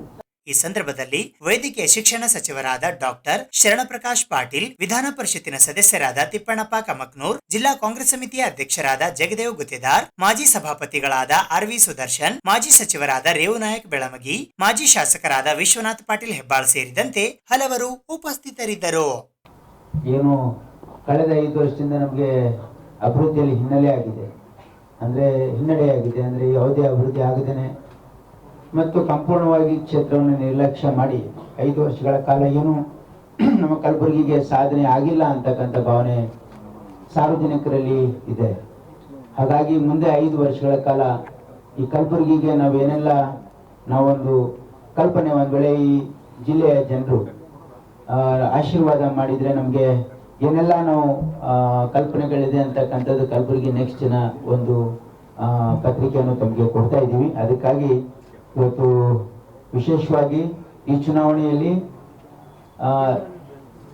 ಜಿಲ್ಲೆಯಾದ್ಯಂತ ಇವತ್ತು ಕಾಂಗ್ರೆಸ್ ಪಕ್ಷದ ಪರವಾಗಿ ಇವತ್ತು ಬಹಳ ಸಕಾರಾತ್ಮಕವಾಗಿರ್ತಕ್ಕಂಥ ಒಂದು ವಾತಾವರಣ ಸೃಷ್ಟಿಯಾಗಿದೆ. ಮತ್ತು ವಿಶೇಷವಾಗಿ ನಮ್ಮ ಕಾರ್ಯಕರ್ತರು ಬಹಳ ಹುರುಪಿನಿಂದ ಇವತ್ತು ಈ ಚುನಾವಣೆಯಲ್ಲಿ ಕೆಲಸ ಮಾಡ್ತಾ ಇದ್ದಾರೆ ಮತ್ತು ಜನರಿಂದ ಬಹಳ ಸಕಾರಾತ್ಮಕ ಪ್ರತಿಕ್ರಿಯೆ ಸಿಗ್ತಾ ಇದೆ. ನಮ್ಮ ಫೀಡ್ಬ್ಯಾಕ್, ನಮ್ಮ ಕಾರ್ಯಕರ್ತರಿಂದ ಬರ್ತಕ್ಕಂಥ ಫೀಡ್ಬ್ಯಾಕ್, ಯಾಕಂದ್ರೆ ನಾವು ಗ್ಯಾರಂಟಿ ಕಾರ್ಡು, ನಮ್ಮ ನ್ಯಾಷನಲ್ ಗ್ಯಾರಂಟಿ ಕಾರ್ಡನ್ನು ಈಗಾಗಲೇ ಎಲ್ಲ 8 ಮತಕ್ಷೇತ್ರಗಳಲ್ಲಿ ಮನೆಗೆ, ವಿಶೇಷವಾಗಿ ಹೆಣ್ಣು ಮಕ್ಕಳು ಬಹಳ ಪಾಸಿಟಿವ್ ಆಗಿ ರೆಸ್ಪಾನ್ಸ್ ಇದೆ. ಗೃಹಲಕ್ಷ್ಮಿ ಮತ್ತು ಗೃಹ ಜ್ಯೋತಿ ಮತ್ತು ಶಕ್ತಿ ಕಾರ್ಯಕ್ರಮ ಆಗಿರ್ಬೋದು, ಅನ್ನಭಾಗ್ಯ, ಯುವ ನಿಧಿ, ಈ ಎಲ್ಲ ಕಾರ್ಯಕ್ರಮದ ಟೋಟಲ್ ಎಫೆಕ್ಟಿವ್ ಖಂಡಿತವಾಗಿಯೂ ಕೂಡ ಇವತ್ತು ನಮ್ಮ ಪಕ್ಷದ ಪರವಾಗಿದೆ ಅಂತಕ್ಕಂಥ ಒಂದು ಫೀಡ್ಬ್ಯಾಕು ನಮ್ಮ ಕಾರ್ಯಕರ್ತರು ಕೊಟ್ಟಿದ್ದಾರೆ. ಹಾಗಾಗಿ ಇವು ಚುನಾವಣೆ ಕೇವಲ ಇನ್ನೂ 3 ದಿವಸ, ಅಂದರೆ ಇವತ್ತು 3ನೇ ತಾರೀಕು, 4, 5, 6, 3 ದಿವಸ ಚುನಾವಣೆ ಉಳಿದಿದೆ. ಹಾಗಾಗಿ ನಾನು ಜಿಲ್ಲೆಯ ತಮ್ಮ ಮುಖಾಂತರ ಜನರಿಗೆ ಮನವಿ ಮಾಡ್ಕೊಳ್ಳೋದೇನೆಂದರೆ, ತಾವೆಲ್ಲ ಕಾಂಗ್ರೆಸ್ ಪಕ್ಷಕ್ಕೆ ಆಶೀರ್ವಾದ ಮಾಡಿ. ಇವತ್ತು ಖಂಡಿತವಾಗಿಯೂ ರಾಧಾಕೃಷ್ಣ ಅವರ ಏನು ಸಂಕಲ್ಪ ಇದೆ ಕಲಬುರಗಿ ನೆಕ್ಸ್ಟ್, ಅದನ್ನು ಕಾರ್ಯಗತ ಮಾಡ್ತಕ್ಕಂಥದ್ದು ನಮ್ಮೆಲ್ಲ ಜವಾಬ್ದಾರಿಯಾಗಿದೆ. ಮತ್ತು ನಮ್ಮೆಲ್ಲ ಕಲಬುರಗಿ ಜಿಲ್ಲೆಯ ಜನತೆಯಲ್ಲಿ ನನ್ನ ಮನವಿ ಏನಿದೆ ಅಂದರೆ, ತಮ್ಮ ಓಟು ಕಲಬುರಗಿ ಜಿಲ್ಲೆ ಅಭಿವೃದ್ಧಿಗಾಗಿ, ತಮ್ಮ ಓಟು ಕಲಬುರಗಿ ಜಿಲ್ಲೆಯ ಒಂದು ಸಮೃದ್ಧಿಗಾಗಿ ಅಂತ ಹೇಳಿ ನನ್ನ ಒಂದು ಮನವಿ ಇದೆ. ಲೋಕಸಭೆ ಚುನಾವಣೆ 2024ರಲ್ಲಿ ಕಾಂಗ್ರೆಸ್ ಪಕ್ಷಕ್ಕೆ ಬೆಂಬಲಿಸಿ ಕಲ್ಯಾಣ ಕರ್ನಾಟಕ ಪ್ರದೇಶ ವಾಲ್ಮೀಕಿ ನಾಯಕರ ಸಂಘ ಕಲಬುರಗಿಯ ವತಿಯಿಂದ ಜಿಲ್ಲಾ ಸಮಾವೇಶವು ಇಂದು ಕಲಬುರಗಿ ನಗರದ ಜಿಲ್ಲಾ ಕಾಂಗ್ರೆಸ್ ಸಮಿತಿಯ ಕಚೇರಿಯಲ್ಲಿ ಜರುಗಿತು. ಕಲಬುರಗಿ ಲೋಕಸಭೆ ಚುನಾವಣೆ 2024ರಲ್ಲಿ ಕಾಂಗ್ರೆಸ್ ಪಕ್ಷಕ್ಕೆ ಬೆಂಬಲಿಸಿ ಕಲ್ಯಾಣ ಕರ್ನಾಟಕ ಪ್ರದೇಶ ವಾಲ್ಮೀಕಿ ನಾಯಕರ ಸಂಘ ಕಲಬುರಗಿಯ ವತಿಯಿಂದ ಕಲಬುರಗಿ ನಗರದ ಕಾಂಗ್ರೆಸ್ ಕಾರ್ಯಾಲಯದಲ್ಲಿ ಜಿಲ್ಲಾ ಸಮಾವೇಶವು ದಿನಾಂಕ 3ನೇ ಮೇ 2024ರಂದು ಜರುಗಿತು. ಈ ಸಮಾವೇಶದಲ್ಲಿ ಕಲಬುರಗಿ ಲೋಕಸಭಾ ಮೀಸಲು ಮತಕ್ಷೇತ್ರದ ಕಾಂಗ್ರೆಸ್ ಪಕ್ಷದ ಅಭ್ಯರ್ಥಿಯಾದ ರಾಧಾಕೃಷ್ಣ ದೊಡ್ಡಮನಿ, ಜಿಲ್ಲಾ ಕಾಂಗ್ರೆಸ್ ಸಮಿತಿಯ ಅಧ್ಯಕ್ಷರಾದ ಜಗದೇವ್ ಗುತ್ತೇದಾರ್ ಕಾಳಗಿ, ವಿಧಾನ ಪರಿಷತ್ತಿನ ಸದಸ್ಯರಾದ ತಿಪ್ಪಣ್ಣಪ್ಪ ಕಮಕ್ನೂರ್, ಕೆಪಿಸಿಸಿಯ ರಾಜ್ಯ ಪ್ರಧಾನ ಕಾರ್ಯದರ್ಶಿಗಳಾದ ರಾಜಗೋಪಾಲ ರೆಡ್ಡಿ, ಪರಿಶಿಷ್ಟ ಪಂಗಡ ವಿಭಾಗ ಕಲಬುರಗಿಯ ಅಧ್ಯಕ್ಷರಾದ ಗುರುರಾಜ ಸುಬೇದಾರ್, ಕಲ್ಯಾಣ ಕರ್ನಾಟಕ ವಾಲ್ಮೀಕಿ ನಾಯಕ ಸಂಘದ ಅಧ್ಯಕ್ಷರಾದ ನಂದಕುಮಾರ್ ಪಾಟೀಲ್, ಉಪಾಧ್ಯಕ್ಷರುಗಳಾದ ದೇವೇಂದ್ರ, ಸುರೇಶ್ ದೋರಿ, ಕಲಬುರಗಿ ದಕ್ಷಿಣ ಬ್ಲಾಕ್ ಅಧ್ಯಕ್ಷರಾದ ರಾಜಾ ರಾಮಪ್ಪ ನಾಯಕ್, ಯಲ್ಲಪ್ಪ ನಾಯ್ಕೋಡಿ, ಯಡ್ರಾಮಿ ಬ್ಲಾಕ್ ಅಧ್ಯಕ್ಷರಾದ ಮಹಂತೇಶ್, ಜೇವರ್ಗಿ ಬ್ಲಾಕ್ ಅಧ್ಯಕ್ಷರಾದ ಬಸವರಾಜ್ ಹರ್ವಾಳ್, ದಳವಾಯಿ ಮಾಂತಗೌಡ, ವೆಂಕಟೇಶ್ ಕೊಡಚಿ, ಶೇಖರ್ ಅಕನಾಪುರ್, ಅಯ್ಯಣ್ಣ ದೋರಿ, ಬಸ್ಸು ಮಲ್ಲ, ರವಿ ಹಾಗಡ್ಲಾ ಸೇರಿದಂತೆ ಇತರರು ಉಪಸ್ಥಿತರಿದ್ದರು. ಬೆಂಬಲಿಸಿ ಕಾಂಗ್ರೆಸ್ ಪಕ್ಷವನ್ನು ಗೆಲ್ಲಿಸುವಂತಕ್ಕಂಥ ಒಂದು ಉದ್ದೇಶದಿಂದ ಇವತ್ತು ನಾವು ಗುಲ್ಬರ್ಗ ಜಿಲ್ಲಾ ಮಹರ್ಷಿ ವಾಲ್ಮೀಕಿ ನಾಯಕ ಸಂಘದ ವತಿಯಿಂದ ಅವ್ರನ್ನ ಬೆಂಬಲಿಸಿ ಇಷ್ಟೊಂದು ಜನ ಇವತ್ತು ಸೇರಿದ್ದೀವಿ. ಈ ಒಂದು ಚುನಾವಣೆ ನಿಮಿತ್ತವಾಗಿ ಈ ಸಭೆಗೆ ಆಗ್ತಿರ್ತಕ್ಕಂಥ ಹೆಚ್ಚಿನ ಅಭ್ಯರ್ಥಿಗಳಿರ್ತಕ್ಕಂಥ ರಾಜಕೀಯಗಳನ್ನ ಆರ್ಥಿಕವಾಗಿ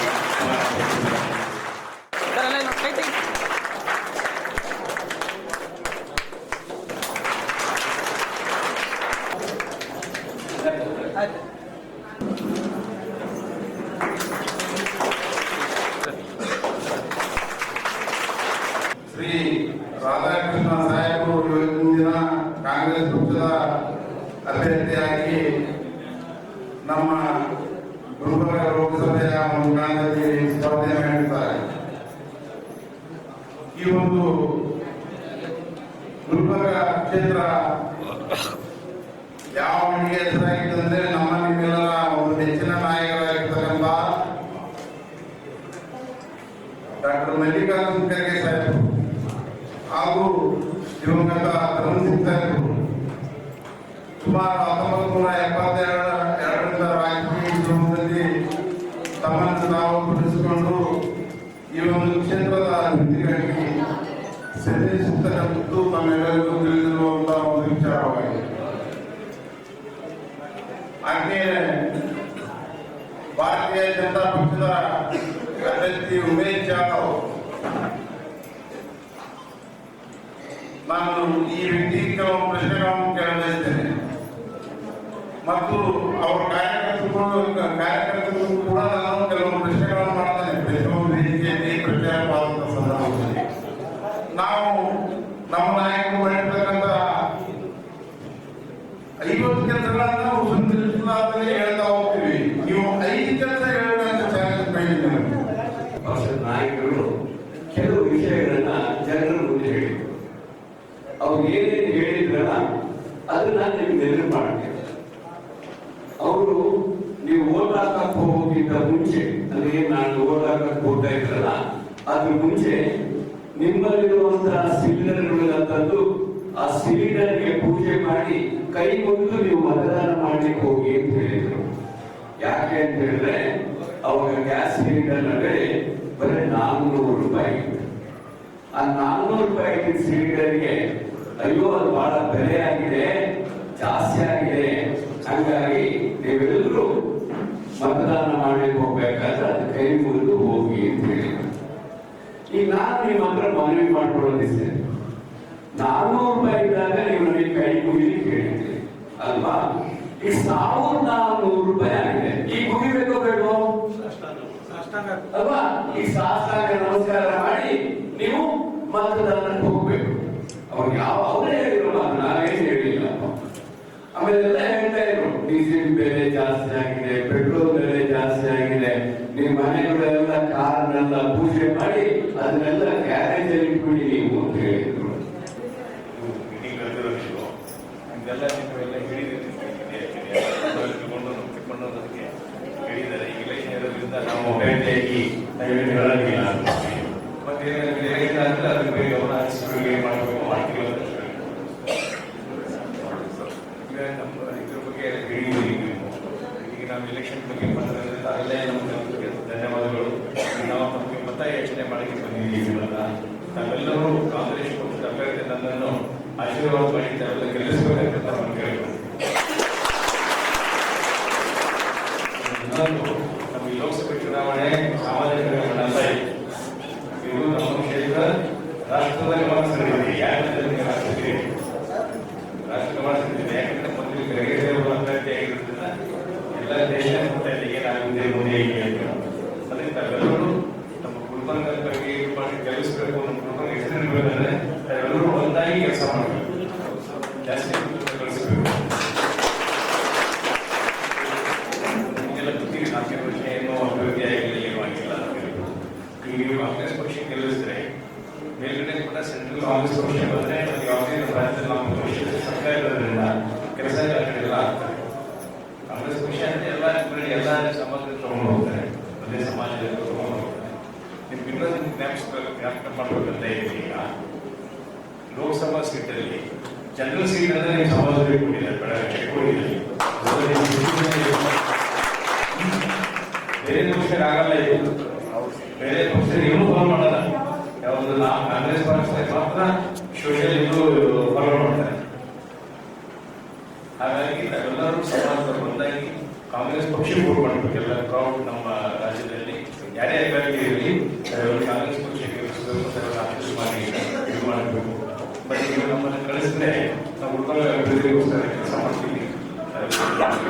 ನಮ್ಮ ಕಳಕಳಿಗೆ ನಾವು ನಮ್ಮ ಚುನಾಯಿಸಿ ಎಲ್ಲಿ ಕಳಿಸ್ಕೊಟ್ರೆ ನಮ್ಮ ಸೇವೆ ಮಾಡೋದು ಅವಕಾಶ ಮಾಡಿಕೊಡ್ಬೇಕು.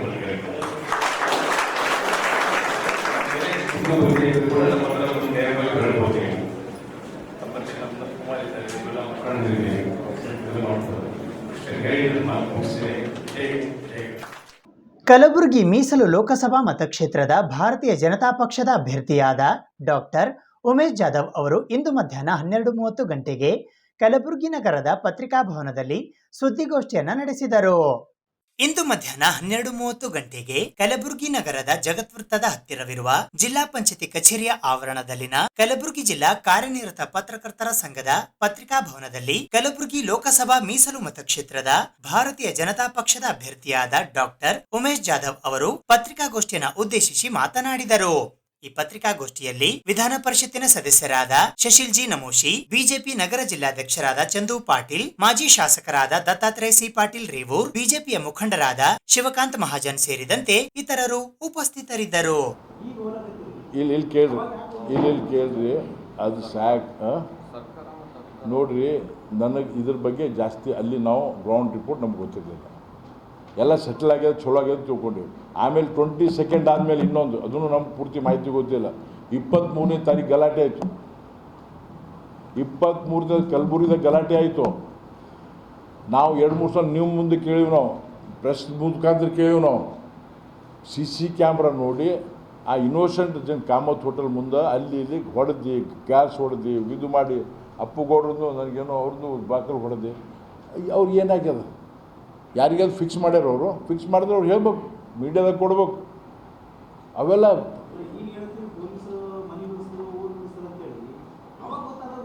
ಇಲ್ಲಿ ಸರ್ ಅವರು ನಮ್ಗೆ ಈಗ ಹೇಳ್ಯಾರ, ಅವ್ರು ಹೆದರಿ ಯಾರಿಗೆ ಹೇಳಿಲ್ಲ. ಅವ್ರು ನಮ್ಗೆ ಗೊತ್ತಾಗಿದ್ದು ನಿನ್ನೆ ಮುಂಜಾನೆ ಅಷ್ಟೇ. ಮೊನ್ನೆ ಮುಂಜಾನೆ ನಾವು ಅಲ್ಲಿ ಕೂತಾಗ ಸಡಕ್ ಮ್ಯಾಗ ಕೂತಾಗ ಅವ್ರು ಆಳ್ಕೋತ ಹೋಗಾಗ ಅಷ್ಟೇ ಗೊತ್ತಾಗದು. ಅಲ್ಲಿವ್ರಿಗೆ ನಮ್ಗೆ ಗೊತ್ತಿಲ್ಲ, ಎಲ್ಲನೇ ಕಾನೂನು ಸರ್ಕಾರ ಅವ್ರದ್ದು ಎಲ್ಲನೇ ಮಾಡಿರೋದು ತಿಳ್ಕೊಂಡಿದ್ವಿ ನಾವು. ಅವ್ರು ಅಂಜಿ ಯಾರಿಗೆ ಹೇಳಿಲ್ಲ.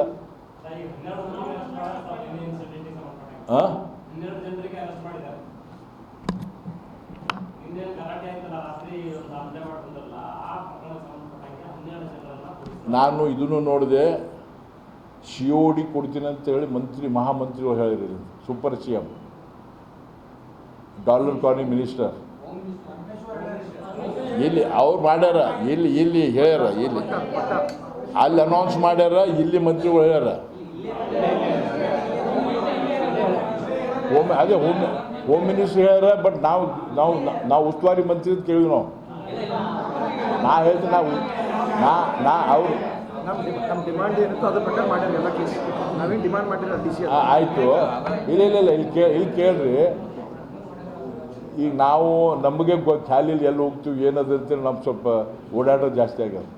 ಮತ್ತು ನಾನು ಆರಾಮನೂ 2 ದಿವಸ ಆರಾಮಿರಿ.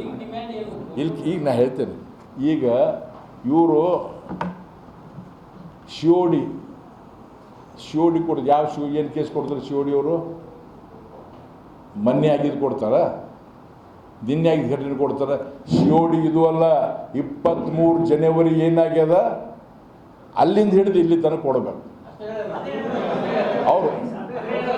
ಎರಡೂ ಅಲ್ಲ, ಹಾಂ, 2 ಕೋಟಿ ಮಾಡಬೇಕು. ಮತ್ತು ನಾವು ಇನ್ನೊಂದು ಏನು ಹೇಳ್ತೀವಿ, COD ಮೇಲೆ ಅವರೇ ಹೇಳಿಕತ್ತಿದ್ರು, ಯಾರು ನೊಂದವರು, COD ಮ್ಯಾಗ ಭರೋಸೆ ಇಲ್ಲ, ಸ್ಪೆಷಲ್ ಇನ್ವೆಸ್ಟಿಗೇಷನ್ ಟೀಮ್ ಮಾಡಿರಿ, SIT ಮಾಡಿರಿ, ಏನಾದರೂ ಮಾಡಿ ಇನ್ವೆಸ್ಟಿಗೇಷನ್ ಮಾಡಿರಿ ಅಂತ ಹೇಳ್ಯಾರ. ಅಲ್ಲ, ಏನಾದರೂ CBI ಆರ್ SIT, COD ಮ್ಯಾಗ ಭರೋಸೆ ಇಲ್ಲ. ನಿಲೋಗಿ ಕೇಸ್ ಏನಾಯಿತು?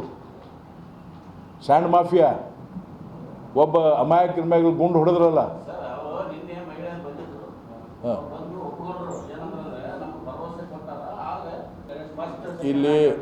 ಇಲ್ಲಿ ನಿಮಗೆ ಗೊತ್ತದ, ನಾವು ಅಲ್ಲಿ ಕೂತಾಗ, ರೋಡ್ ಮ್ಯಾಗ ಕೂತಾಗ ಏನೇನು ಮಾತಾಡ್ಯಾರ, every word is recorded in everybody's ಮ್ಯಾಕ್ ಮೊಬೈಲ್.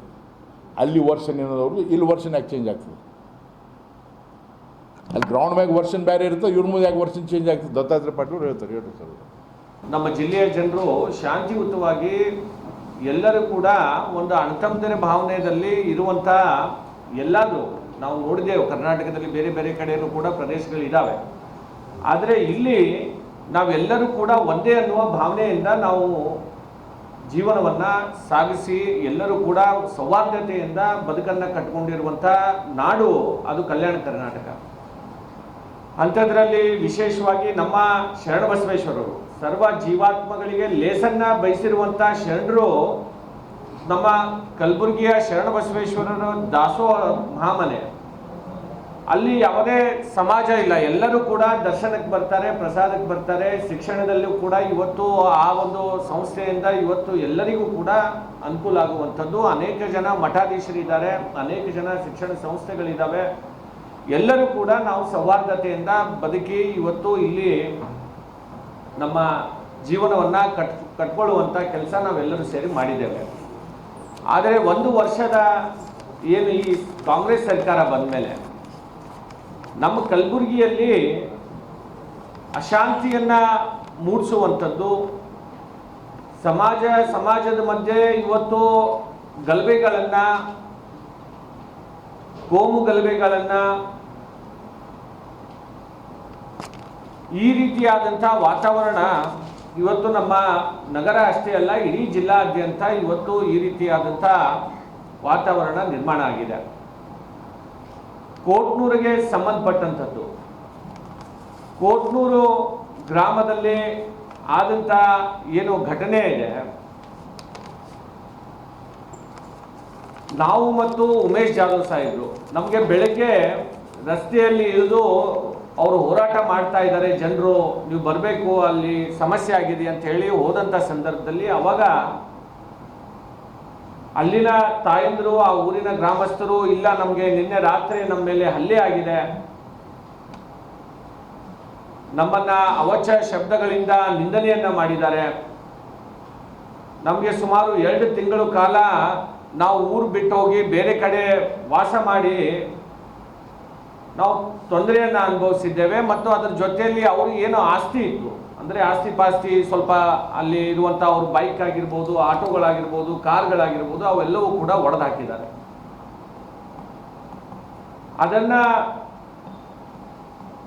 ಇವತ್ತು ಸರ್ಕಾರ ಅವರಿಗೆ ನ್ಯಾಯ ಒದಗಿಸ್ಕೊಡ್ಬೇಕು ಅಂತ ಹೇಳಿ ನಾವು ಮತ್ತು ನಮ್ಮ ಸಂಸತ್ ಸದಸ್ಯರು ಎಲ್ಲ ಮುಖಂಡರು, ನಮ್ಮ ಚಂದು ಪಾಟೀಲ್ ಅವರು ಸೇರಿ ಎಲ್ಲ ಮುಖಂಡರು ಒಂದು ಪ್ರತಿಭಟನೆಯನ್ನು ಮಾಡಿ ಇವತ್ತು ಅವರಿಗೆ ಯಾರು ಕೂಡ DC ಆಗಲಿ ಪೊಲೀಸ್ ಅಧಿಕಾರಿಗಳಿಂದ ನ್ಯಾಯ ಸಿಗಲಿಲ್ಲ, ಅಲ್ಲಿವರೆಗೂ ಜಿಲ್ಲಾ ಆಡಳಿತದಿಂದ ನ್ಯಾಯ ಸಿಗಲಿಲ್ಲ.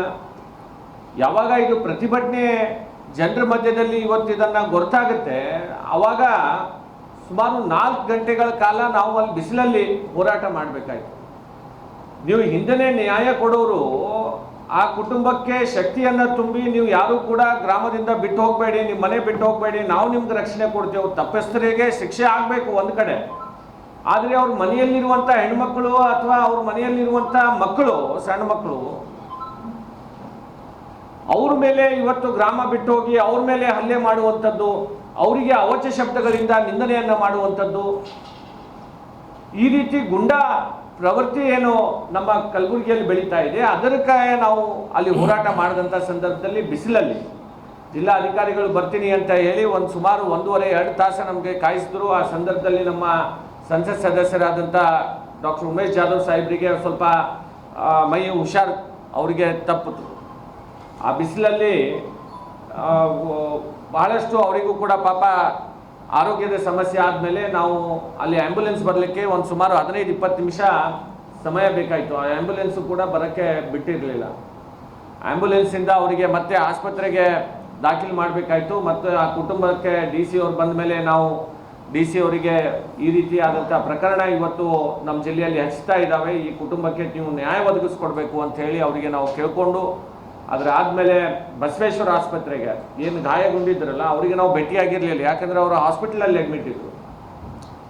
ಆ ಗಾಯನ ಆಗಿರುವಂಥ ಏನು ಜನರಿದ್ದರು ಅವರಿಗೆ ಆಸ್ಪತ್ರೆಯಲ್ಲಿ ನಾವು ಭೇಟಿಯಾದೆವು. ಬಸವೇಶ್ವರ ಆಸ್ಪತ್ರೆಯಲ್ಲಿ ಒಬ್ಬಳು ತಾಯಿ ಅಲ್ಲಿ ಅಡ್ಮಿಟ್ ಆದವಳು, ಅವ್ರ ಹೆಸರು ನನಗೆ ಗೊತ್ತಿಲ್ಲ, ಅಲ್ಲಿ ಹೇಳ್ತಾಳೆ. DC ಅವರು ಕೂಡ ಇದ್ದರು ಅಲ್ಲಿ ನಾವು ಹೋದಂಥ ಸಂದರ್ಭದಲ್ಲಿ. DC ಅವರು ಅವಾಗ ಆಸ್ಪತ್ರೆಗೆ ಬಂದು ಅವರ ಸ್ಟೇಟ್ಮೆಂಟ್ಗಳನ್ನು ತಗೋತಾ ಇದ್ರು. ನಾವು ಕೂಡ ಹೋಗಿದ್ದೆವು, ಚಂದು ಪಾಟೀಲ್ ಅವರು ನಾವು ಸೇರಿ.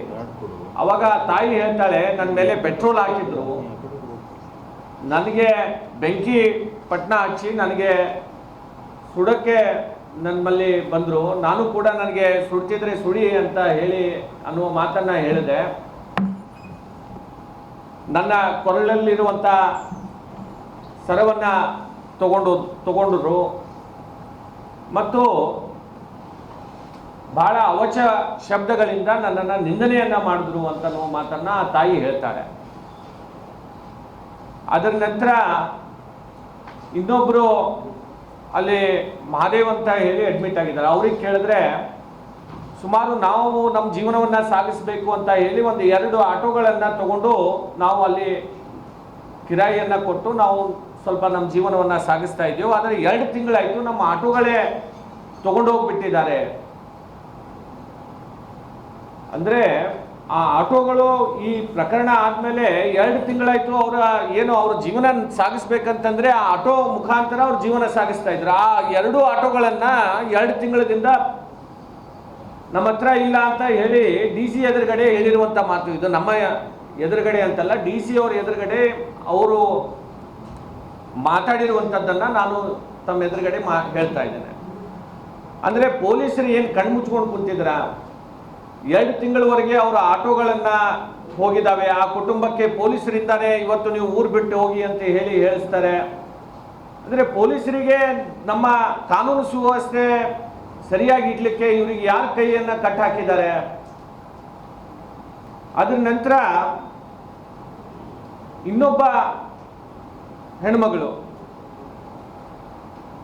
ಅವಳು ಹೇಳ್ತಾಳೆ, ನಾವು ಹಿಂದೆ ನಮ್ಮ ಮಗ ಈಗೇನೋ ಆರೋಪಿ ಅಂತ ಹೇಳಿ ಜೈಲಿಗೆ ಹೋಗಿ ಬಂದಿದ್ದಾನೆ, ಅವನು ಕಾಂಗ್ರೆಸ್ನಲ್ಲೇ ಕೆಲಸ ಮಾಡ್ತಾ ಇದ್ದ, ಕಾಂಗ್ರೆಸ್ ಪಕ್ಷದಲ್ಲಿ. ಕಾಂಗ್ರೆಸ್ಸಿನ ಅಭ್ಯರ್ಥಿ ಪರವಾಗಿ ಚುನಾವಣೆಯಲ್ಲಿ ನಾವೆಲ್ಲರೂ ಪ್ರಚಾರ ಮಾಡಿದ್ದು. ನಮ್ಮ ಕುಟುಂಬಕ್ಕೆ ಈ ರೀತಿ ಆದಮೇಲೆ ನಾವು ಕಾಂಗ್ರೆಸ್ಸಿನ ಶಾಸಕರಾದಂಥ ಅಲ್ಲಂ ಪ್ರಭು ಅವರ ಮನೆಗೆ ನಾವು ಹೋಗಿ ಭೇಟಿ ಕೊಟ್ಟೆವು, ಅವರಿಗೆ ಕೈ ಮುಗಿದು ವಿನಂತಿ ಮಾಡಿದೆವು. ನಾವು ಆರೋಪಿಯನ್ನು ನಮಗೆ ಮಾಡಿದ್ದಾರೆ, ಆದರೆ ನಾವು ಆ ರೀತಿಯಾದಂಥದ್ದು ಮಾಡಿಲ್ಲ ಅಂತನ್ನುವ ಮಾತನ್ನು ಆ ಕುಟುಂಬಸ್ಥರು ಅವರು ಹೇಳಿರುವಂಥದ್ದು. ಅದು ಇನ್ವೆಸ್ಟಿಗೇಷನ್ನಲ್ಲಿ ಸತ್ಯಾಂಶ ಹೊರಗೆ ಬರುತ್ತೆ. ಆದರೆ ಅವ್ರ ಕಡೆಯಿಂದ ಹೋಗಿ ಇದನ್ನು ಈ ರೀತಿ ಆಗಿದೆ, ನಮಗೆ ಅಲ್ಲಿ ಬದುಕಕ್ಕೆ ನಾವು ಮಾಡಿಲ್ಲ ಅಂತ ಅನ್ನೋದು ಒಂದು ಕಡೆ ಆದರೆ, ನಮಗೆ ಅಲ್ಲಿ ಗ್ರಾಮದಲ್ಲಿ ಬದುಕಕ್ಕೂ ಕೂಡ ಬಿಡ್ತಾ ಇಲ್ಲ ಅಂತ ಹೇಳಿ ನಾವು ಅವ್ರ ಹತ್ರ ಹೋಗಿ ವಿನಂತಿಯನ್ನು ಮಾಡಿದ್ರು ಕೂಡ ಅವರು ನಮಗೆ ಯಾರೂ ಕೂಡ ಕವಡೆ ಕಾಸಿನ ಕಿಮ್ಮತ್ತು ನಮಗೆ ಯಾರೂ ಕೂಡ ಕೊಡಲಿಲ್ಲ ಅಂತನ್ನುವ ಮಾತನ್ನು ಆ ಕುಟುಂಬಸ್ಥರು ಹೇಳಿರುವಂಥ ಮಾತು. ಅದರ ಪ್ರಕಾರ ಈಗಾಗಲೇ ನಿನ್ನೆ ಕಮಿಷನರ ಮತ್ತು DC ಅವರು ನಮ್ಗೆ ಕನ್ಫರ್ಮ್ ಮಾಡಿದ್ದಾರೆ, ಈ ಕೇಸ್ COD ಕೊಟ್ಟಿದ್ದೋ ಮತ್ತು ಅವು ಏನೇನು ಸೆಕ್ಷನ್ ಹೇಳಿದ್ದೀರಿ ಅವೆಲ್ಲ ಸೆಕ್ಷನ್ ಹಾಕಿದ್ದೀವಿ ಅಂತಂತೇಳಿ ಅವ್ರು ನಿನ್ನೆ ನಮಗೆ ಮಾಹಿತಿ ಕೊಟ್ಟಿದ್ದಾರೆ. ಅದರ ಪ್ರಕಾರ ಆ ಫ್ಯಾಮ್ಲಿಗೆ, ಆ ಕುಟುಂಬಕ್ಕೆ ಏನು ನ್ಯಾಯ ಸಿಗಬೇಕು ಅವ್ರಿಗೆ ಹೇಳಿದ್ವಿ. ಅವರಿಗೆ ನಾವು ನಿಮ್ಮ ಸಂಘಟ ಇರ್ತೀವೋ, ನಿಮ್ಮ ಮುಂದೆ ಏನೂ ತೊಂದರೆ ಆದಾಗ ನೋಡ್ಕೋತೀವೋ. ಅವ್ರದ್ದು ಇನ್ನೊಂದು ಕಂಡೀಷನ್ ಇತ್ತು, ನೀವೆಲ್ಲ ಬಂದಿದ್ದೀರಿ, ಸ್ಟ್ರೈಕ್ ಮಾಡಿದ್ದೀರಿ, ಮೊನ್ನೆ ಬಂದೋಬಸ್ತ್ ಸಲಕ್ಕೆ ಅವ್ರ ಬಲ್ಲಿಂದ ಏನು ಪ್ರೊಟೆಕ್ಷನ್ ಇತ್ತು ಅವ್ರ ಮನೆಗೆ ಅದು ತಗೊಂಡಿದ್ದರು. ಮತ್ತು ನಾವು ಡಿ ಸಿ ಅವರಿಗೆ ರಿಕ್ವೆಸ್ಟ್ ಮಾಡ್ಕೊಂಡು ಈಗ ಮತ್ತೊಂದು ವ್ಯಾನ್ ಅವ್ರ ಮನೆ ಹತ್ರ ನಿಂದಿರ್ತಾ ಇದೆ. ಅದಕ್ಕೆ ನಾವು ಡಿ ಸಿಗೆ ಕಮಿಷನರ್ ಹೇಳಿದೆವು, ಮುಂದೆ ಮತ್ತೆ ಏನರೇ ಘಟನೆ ಆಯಿತು, ಅವ್ರಿಗೆ ಏನರೇ ಪ್ರಾಬ್ಲಮ್ ಆಯ್ತು ಅಂತಂದರೆ ಅದು ನಿಮ್ಮ್ಯಾಗ ನಾವು ಹಣಿಪಟ್ಟಿ ಕಟ್ಟಬೇಕಾಗ್ತಂತೇಳಿ ಅವ್ರಿಗೆ ಸ್ಪಷ್ಟವಾಗಿ ಹೇಳಿದೆವು. ಅಲ್ಲಿ ಸ್ಟ್ರೈಕ್ನಲ್ಲಿ ಪಾಲ್ಗೊಂಡವರಿಗೂ ಕೂಡ ಟಾರ್ಗೆಟ್ ಅದಕ್ಕೆ ನಿನ್ನ ಅವ್ರ ಕುಟುಂಬ ಹತ್ರ ನಾವು ಹೋಗಿದ್ದೆವು ಭೇಟಿ ಆಗಕ್ಕೆ. ಅಲ್ಲಿಂದು ಇನ್ನೂ ಈ ಕಂಪ್ಲೇಂಟ್ನಾಗ ಇನ್ನೂ ಒಂದು ಇಬ್ಬರು ಹೆಸರು ಕೊಟ್ಟಿದ್ದೆವು. ಅವ್ರು ಇನ್ನೂ ಆಗ್ರೇಗ ಈ ಶೀಟ್ನಾಗ ಅವ್ರಿಗೆ ತೊಗೊಂಡಿಲ್ಲ ಅಂತಂತೇಳಿ ಅವರು ಇಂಡೈರೆಕ್ಟ್ಲಿ ಫೋನ್ ಹಚ್ಚಿ ಧಮಕಿ ಕೊಡ್ತಾ ಇದ್ದಾರಂತೆ. ನೀವು ಯಾರ್ಯಾರು ಆ ಸ್ಟ್ರೈಕ್ನಾಗ ಇದ್ದೀರಿ, ಆ ಫೋಟೋ ಕ್ಲಿಪ್ಪಿಂಗ್ಸ್ ವೀಡಿಯೋಸ್ನ ನೋಡಿದ್ದೇವೆ ನಾವು. ಮುಂದಿನ ಬರೋ ದಿನಗಳ್ನಾಗ ಇದು ಥಂಡಗಾಗಲ್ಲ, ನಾವು ನಿಮಗೆಲ್ಲ ಏನು ಮಾಡಬೇಕು ಅದು ಮಾಡ್ತೀವಿ ಅಂತಂತೇಳಿ. ಅದಕ್ಕೆ ಅಲ್ಲಿಗೆಲ್ಲ ಸ್ಥಳೀಯ ನಮ್ಮ ಯಾರ್ಯಾರು ಬಂದಿರೋ ಆ ಸ್ಟ್ರೈಕಿಗೆ ಅವ್ರಿಗೆ ಹೇಳಿದೆವು, ನಿಮ್ಮ ಹತ್ರ ಏನ್ರಿ ಪ್ರೂಫ್ ಇತ್ತು, ಏನ್ರಿ ಕಾಲ್ ರೆಕಾರ್ಡಿಂಗ್ಸ್ ಇತ್ತು, ನಿಮ್ಗೆ ಯಾರೇ ಬೆದರಿಕೆ ಕೊಡ್ತಾರಂತಂದರೆ ನಮಗೆ ಗಮನಕ್ಕೆ ತರ್ರಿ, ನಾವು ಡಿ ಸಿ ಕಮಿಷನರಿಗೆ ಗಮನಕ್ಕೆ ತರ್ತೀವಿ ಅಂತಂತ ಹೇಳಿದೆವು. ಸರ್, ಇನ್ನೊಂದೊಂದು ಭಾಳ ಪ್ರಮುಖವಾದಂಥ ವಿಷಯ ಅಂದರೆ ಚುನಾವಣೆ 7ನೇ ತಾರೀಕಿಗಿದೆ. ಅದು ಹೆಚ್ಚು ಕಡಿಮೆ ನಿನ್ನೆಯಿಂದ ಅದು ಪ್ರಾರಂಭ ಆಗಿದೆ. ಆದರೆ ನಾವು ವ್ಯವಸ್ಥೆಯನ್ನು, ನಾನು ಇದೀಗ ನಮ್ಮ ಕಾರ್ಪೊರೇಷನ್ ಕಮಿಷನರ್ ಆಫೀಸ್ಗೂ ಹೋಗಿದ್ದೆ, ಅಲ್ಲಿ ಹೋಗಿದ್ದೆ. ಆದರೆ ಯಾವ ವ್ಯವಸ್ಥೆನೂ ಯಾವ ಒಬ್ಬ, ಯಾಕಂದರೆ ನಾನು ಶಿಕ್ಷಕರ ಪ್ರತಿನಿಧಿಯಾಗಿ ಅನೇಕರು ನನಗೆ ಫೋನ್ ಮಾಡ್ತಾರೆ. ಒಂದು ಪೊಲೀಸ್ ಡಿಪಾರ್ಟ್ಮೆಂಟವರು ಭಾಳಷ್ಟು ಜನ ಈ ಒಂದು ಡ್ಯೂಟಿಯಲ್ಲಿರ್ತಾರೆ, ಇನ್ನೊಂದು ಕಡೆ ಶಿಕ್ಷಕರ ಡ್ಯೂಟಿಯಲ್ಲಿರ್ತಾರೆ, ಮತ್ತು ಬೇರೆ ಬೇರೆ ಅದಕ್ಕೆ ಸಹಾಯ ಮಾಡುವಂಥವರು ಅವರು ಕೂಡ ಈ ಒಂದು ಟೋಟಲ್ ಪೋಲಿಂಗ್ ಪ್ರೊಸೆಸ್ಸಲ್ಲಿ ಏನು ಪಾಲ್ಗೊಳ್ತಾರಲ್ಲ, ಹೆಚ್ಚು ಕಡಿಮೆ ಜಿಲ್ಲಾಧಿಕಾರಿ ಹೇಳಿದಂತೆ ನಿಯರ್ಲಿ ಅರೌಂಡ್ 12,000 ಆ್ಯಂಡ್ ಆಡ್ ಜನ ಈ ಕಾರ್ಯಕ್ರಮದಲ್ಲಿದ್ದಾರೆ. ಬಟ್ ಅದಕ್ಕೆ ಯಾವುದೂ ಒಂದು ಸ್ಪಷ್ಟವಾದಂಥ ಒಂದು ಆದೇಶ ಅಥವಾ ಅವರಿಗೆ ಯಾರು ಮಾರ್ಗದರ್ಶನ ಮಾಡೋರು ಯಾರೂ ಇಲ್ಲ. ನಾನು ಕೂಡ ಅಲ್ಲಿ ಹೋಗಿ ಒಂದು ಸ್ವಲ್ಪ ಗಲಾಟೆ ಕೂಡ ಮಾಡಿ ಕೇಳಿದರೆ ಭಾಳ ದುರ್ದೈವದ ಸಂಗತಿ ಏನಂತಂದರೆ E D C election duty certificate ಅದು. ಈಗ ಗುಲ್ಬರ್ಗಾದಲ್ಲಿ ಯಾರೋ ಇದ್ದಾರೆ, ವಾಸಿಸ್ತಾರೆ, ಅವ್ರ ಇಲ್ಲಿ ಪೋಲಿಂಗ್ ಅವ್ರದ್ದು ಇದೆ ಅಂತಂದಾಗ ಸಪೋಸ್ ಅವರು ಅಫ್ಜಲ್ಪುರ ಅಥವಾ ಅಫ್ಜಲ್ಪುರ ಅಥವಾ ಚಿತ್ತಾಪುರಕ್ಕೆ ಹೋದರೆ ಅವ್ರಿಗೆ ಇ ಡಿ ಸಿ ಕೊಟ್ಟರೆ ಪರವಾಗಿಲ್ಲ, ಯಾಕಂದರೆ ಅವ್ರು ಅಲ್ಲೇ they will be allowed to vote in that particular booth. ಆದರೆ ಏನಾಗಿದೆ, ಅನೇಕರಿಗೆ ಆಳಂದ ಮತ್ತು ಚಿಂಚೋಳಿಗೆ ಡ್ಯೂಟಿಗೆ ಹಾಕಿದ್ದಾರೆ. ಆಳಂದ ಮತ್ತು ಚಿಂಚೋಳಿಗೆ ಡ್ಯೂಟಿಗೆ ಹಾಕಿದರೆ ಅವ್ರಿಗೂ ಕೂಡ ನಾವು ಇ ಡಿ ಸಿ ಕೊಡ್ತೀವಿ ಅಂತಂದರೆ ಅವರಿಗೆ ಪೋಸ್ಟಲ್ ಬ್ಯಾಲೆಟ್ ಕೊಡಬೇಕು. ಆದರೆ ಈ ವ್ಯವಸ್ಥೆ ಸರಿಗೆ ಆಗೇ ಇಲ್ಲ. ನಾನು ಅನೇಕ ಬಾರಿ ಕಂಪ್ಲೇಂಟ್ ಮಾಡಿದ್ರು ಕೂಡ ಈಗ ಡಿ ಸಿ ಅವ್ರು ಹೇಳ್ತಾರೆ, ಇಲ್ಲ ನಾನು ವ್ಯವಸ್ಥೆ ಮಾಡಿಸ್ತೀನಿ ಅಂತಂದು ಹೇಳ್ತಾರೆ. ನನ್ನ ಒಂದು ಭಯ ಏನಂತಂದರೆ ಹಾರ್ಡ್ಲಿ 25% ಪೋಲಿಂಗ್ ಆಗೋದಿಲ್ಲ. ಒಂದು ಕಡೆ ಅಥಾರಿಟೀಸ್ ಏನು ಹೇಳ್ತಾರೆ, ಇಲ್ಲ ಪೋಲಿಂಗ್ ಮಾಡಿರಿ ಅಂತ ಹೇಳ್ತಾರೆ. ಈ ವ್ಯವಸ್ಥೆ ಈ ರೀತಿ ಯಾಕಿದೆ? ಹೇಳಿದ ಮೇಲೆ ಇನ್ನೊಂದು ಸ್ಟಾಫ್ ಕಳಿಸಿ ಅವ್ರಿಗೆ ಸರಿಯಾಗಿ ಮಾರ್ಗದರ್ಶನ ಮಾಡಿ ವೋಟಿಂಗ್ ಮಾಡಿಸೋಂಥ ಕೆಲಸ ಜಿಲ್ಲಾಧಿಕಾರಿಗಾಗಲಿ ಅಥವಾ ನಮ್ಮ AR ಆದಂಥ ಕಮಿಷನರ್ ಅವರು ಮಾಡಬೇಕಂತ ನಾನು ಒತ್ತಾಯ ಮಾಡ್ತೀನಿ. ಬಟ್ ಅಲ್ಲಿ ಸಾಕಷ್ಟು ಗೊಂದಲ ಇದೆ, ಸರಿ ಮಾಡಿ. ಇದು ಇವತ್ತಿನ ಸುದ್ದಿ ಸಮಯ. ಸ್ಥಳೀಯ ಸುದ್ದಿಗಳಿಗಾಗಿ ನೋಡ್ತಾ ಇರಿ ಸುದ್ದಿ ಸಮಯ. ನಿಮ್ಮ ನೆಚ್ಚಿನ ಸುದ್ದಿ ಸಮಯವನ್ನು ಡೆನ್ ಸೆಟೋ ಬಾಕ್ಸ್ನ ಚಾನೆಲ್ ಸಂಖ್ಯೆ 746ರಲ್ಲಿ ಪ್ರತಿದಿನ ರಾತ್ರಿ 9 ಗಂಟೆಗೆ, ಮರುಪ್ರಸಾರ ರಾತ್ರಿ 10 ಗಂಟೆಗೆ ಮತ್ತು ಮರುದಿನ ಬೆಳಿಗ್ಗೆ 8 ಗಂಟೆ ಮತ್ತು 9 ಗಂಟೆಗೆ ವೀಕ್ಷಿಸಬಹುದು. ಇದು SS ಡಿಜಿಟಲ್ ಚಾನಲ್, ಶ್ರೀ ಸುಮಂಗಲಿ ಡಿಜಿಟಲ್ ಚಾನಲ್. ನೀವು ನೋಡ್ತಾ ಇದ್ದೀರಿ ಸುದ್ದಿ ಸಮಯ, ಸ್ಥಳೀಯ ಸುದ್ದಿಗಳಿಗಾಗಿ. ಸುದ್ದಿ ಸಮಯದ ಪ್ರಾಯೋಜಕರು Mahalakshmi jewellers, gold hub, main road, Kalaburagi.